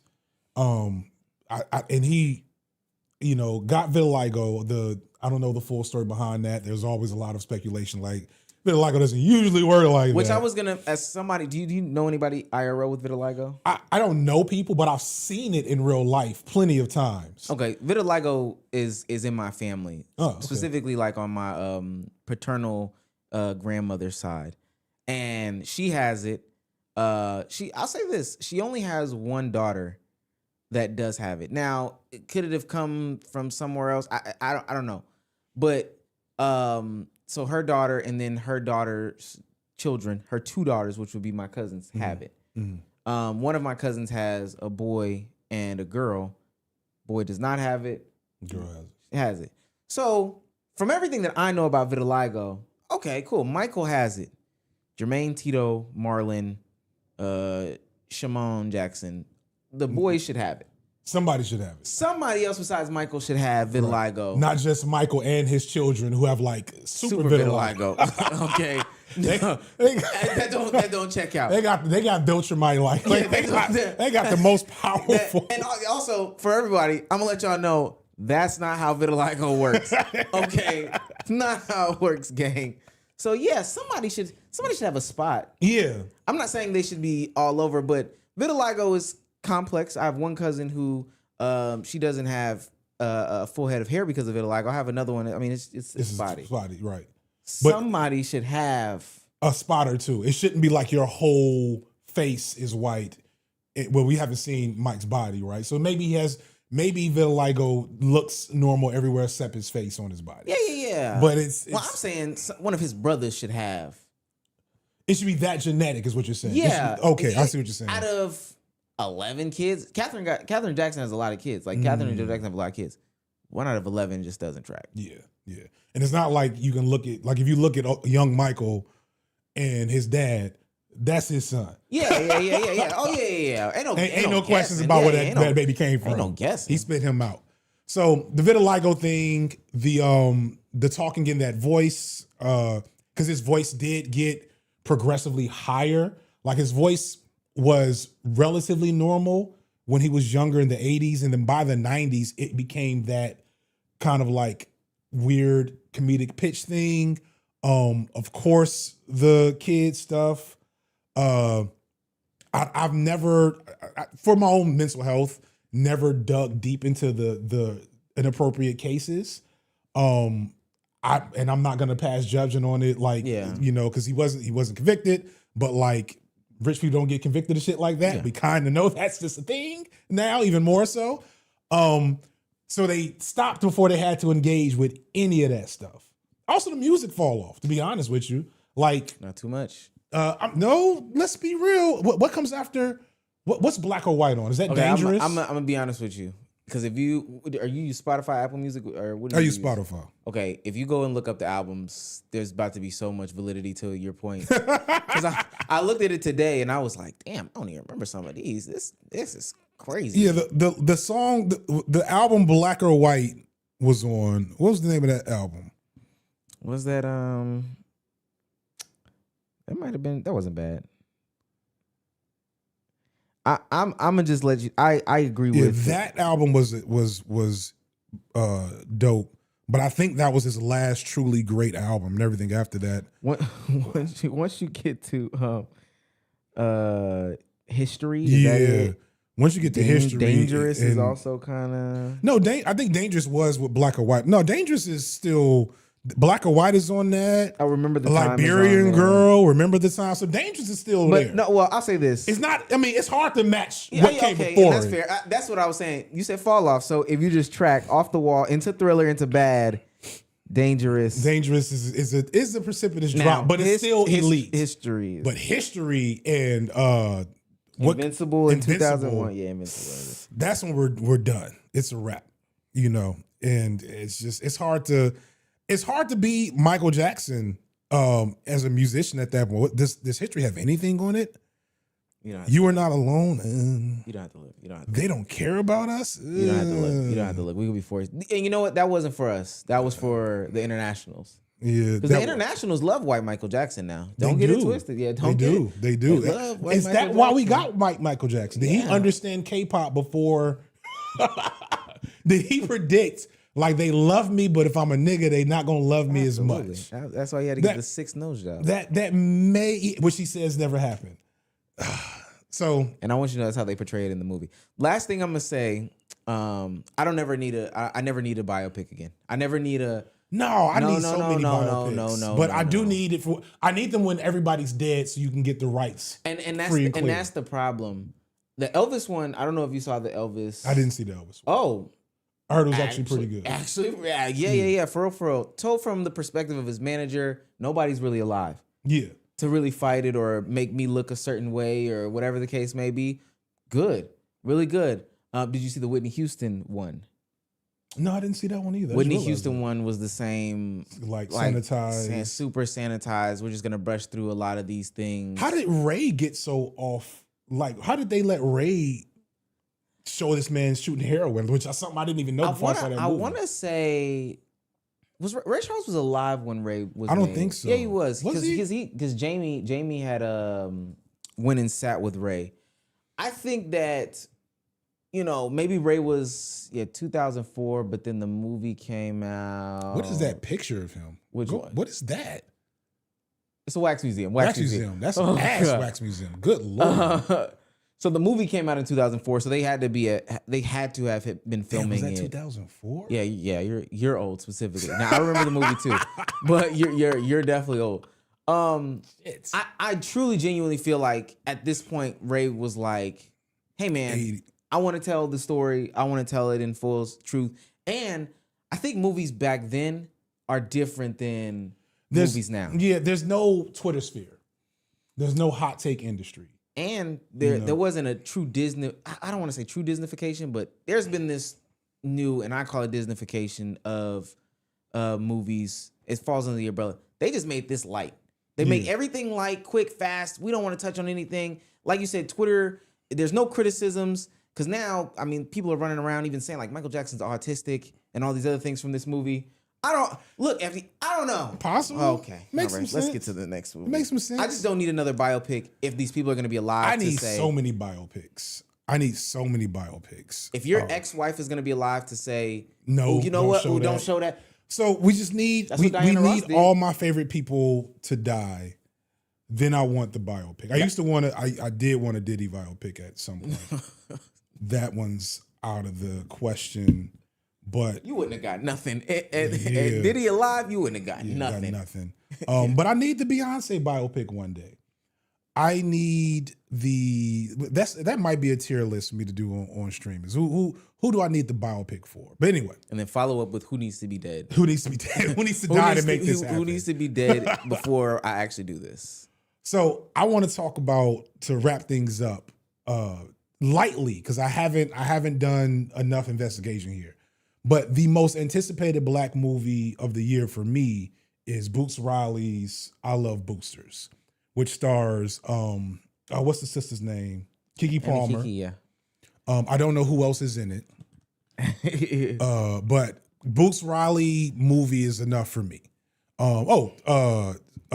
Dirty Nails. Dirty Nails is in it. Lakeith Cleese Stanfield. Stanfield. I know Will Poulter. I know Will him. Poulter, I like him. He's always an interesting character. Oh, Naomi is she's a good actor. Naomi Aki, I like her. Demi Moore. Look at Demi Moore with this recent comeback she's been on. Don Cheadle. We got him in here. Yeah. You know? Yeah, some Who's good names the in there. sister? Carrie Young. I don't know her. Which one? The sister with the blonde. Oh, I fro. don't know. Carrie Young. I don't. She know looks her. familiar. Oh, I've never seen her. No. She looks interesting though. I'm already excited. But this is gonna. And we got this freaky looking. God Is. Is God now, Is. this is one that I'm actually. God Is what I'm Boy, excited the about. Manosphere about to be mad. I've already seen Manosphere angry takes about this movie just because a black dad is evil. Also, Sterling K. Brown is a really good actor, but we'll have to get to that another. Yeah, but Janelle Monáe is all I need. That's waifu right there. Yeah. So we're getting a lot of Black movies this year, it seems like. And it's a couple things I wanted to engage with around that, because the controversy about I Love Boosters is that it came out that Boots Riley took money directly from the Ellison family, Larry Ellison. I don't know if you're familiar, but he's one of the top tier evil whites. It's the best way I can put it. Top tier evil whites. I did a essentially evil whites tier list, and he was above Donald Trump. Okay. Because he's a part of Oracle. Somebody in his family just bought TikTok, and so they're in the like super tech, Illuminati space of like evil white, right? Also huge Zionists. Okay. So just all bad. Boots Riley, principal communist. That's not going over well on the timeline. It's not at all. Boots is fighting for his life on the timeline. It's all Tyler Perry fault. You know, damn. You know I can go there, son. Like real talk. If there's never a reason to be mad at Tyler Perry, it's that Boots Riley has to go get Zionist blood money to make his communist social criticism movie, and he can't go to Tyler Perry. Godly, that this is why I wanted to talk to you about this shit. God. So, but it does come full circle, because like that's kind of the problem. So I'm still going to see the movie, right? And I know the movie's politics and what the movie does is going to be catnip for me as a super lefty media critic snob person. Boots Riley is catnip. When I didn't see Sorry to Bother You initially, and when I saw it, I was like, this is the greatest movie that's ever been made. What do you mean he turned into, well, spoilers. What do you mean he turned into a horse by the end of the movie? Like, and the fact that that's a spoiler, you still ain't gonna understand. Yeah. It's not going, you still gotta watch it, but it kind of typifies that undying struggle, because people are going to see Tuscany because that got the boost of, we got to support Black art, right? It got that boost on the timeline. Now, mind you, not everything gets that, right? Yeah. That's a whole other conversation. Yeah. It is odd what gets that sometimes, especially as this was literally made by a white woman. But I get it. We want to show Hollywood that we want more movies like that. The problem is we've done that like 500 times at this point. Yeah. Over and over again. It does not matter. We will get whatever the fuck they decide to give us, whether it's Sinners or The Woman King, which is not as great. We've something really ass. The Woman King was like mid, which is, I love black mid. Good plane movie though. Good plane movie. I love a good black plane movie. That is a perfect term for it. Like this trip is an hour and 45 minutes. This movie is 2 hours. Yeah. I'm not gonna care that I don't finish it. Be able to pass the time. Yeah. Like what was this 2 scoops of ass except for Michael? The only movie that popped. What's that movie called?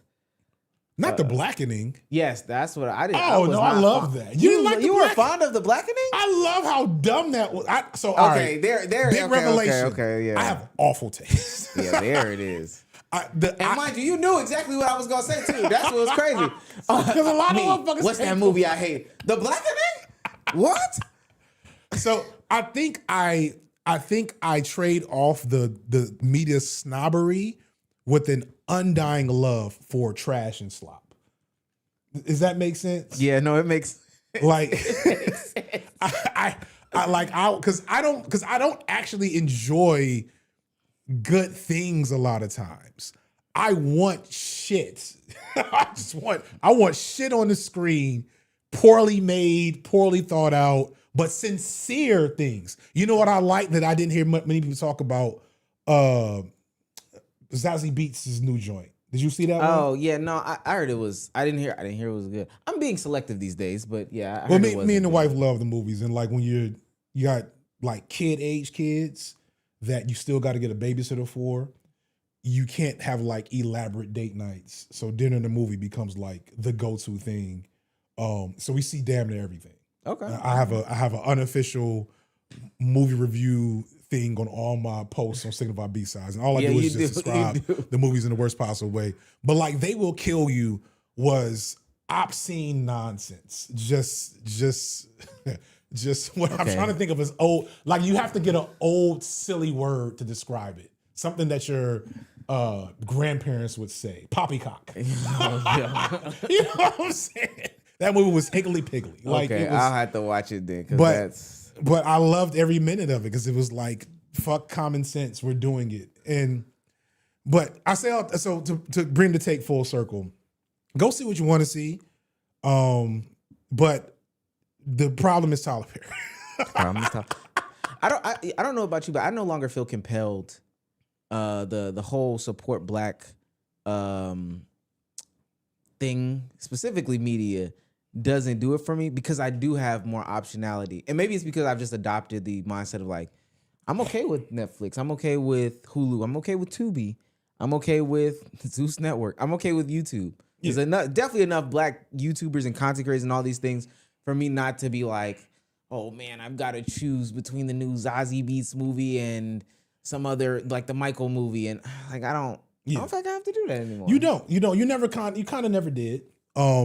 At some point you did. Well, let me say, at some point somebody made you feel bad if you didn't. Yeah. But that's, to get into the anti-capitalism bag, that was a lot of that was manipulation. Like I never forget the Red Tails hype. Oh my God, did they get over us on Red Tails? That shit was ass. And you would have thought going into Red Tails that this was like a liberation service. Like we was about to get a whole new Negro spiritual to talk about the Tuskegee Airmen. And it was just George Lucas shitting on film, and not the good slop shit that I like from Zazie Beetz, but like just general ass filmmaking. That was an era where like the directors and stuff were making these black historical films just so they can have a white actor say the N-word.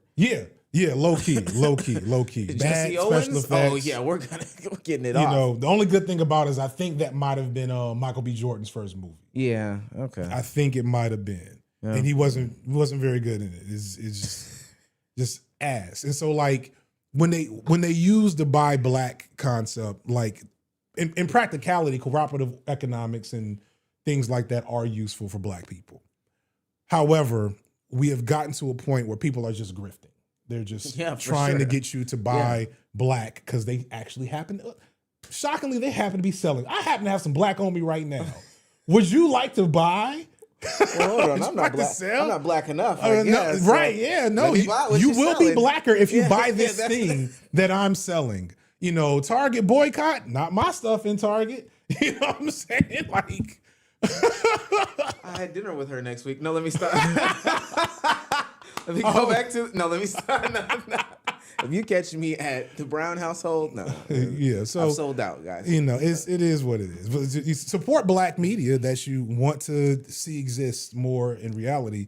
But at the end of the day, the studio system is going to do whatever it wants Yeah, to. yeah, and it's not gonna make you blacker. That's Yeah, that's not my gonna big make you blacker. takeaway. We're not going to fix the. We're not going to buy ourselves It's liberation. not your vitiligo cream.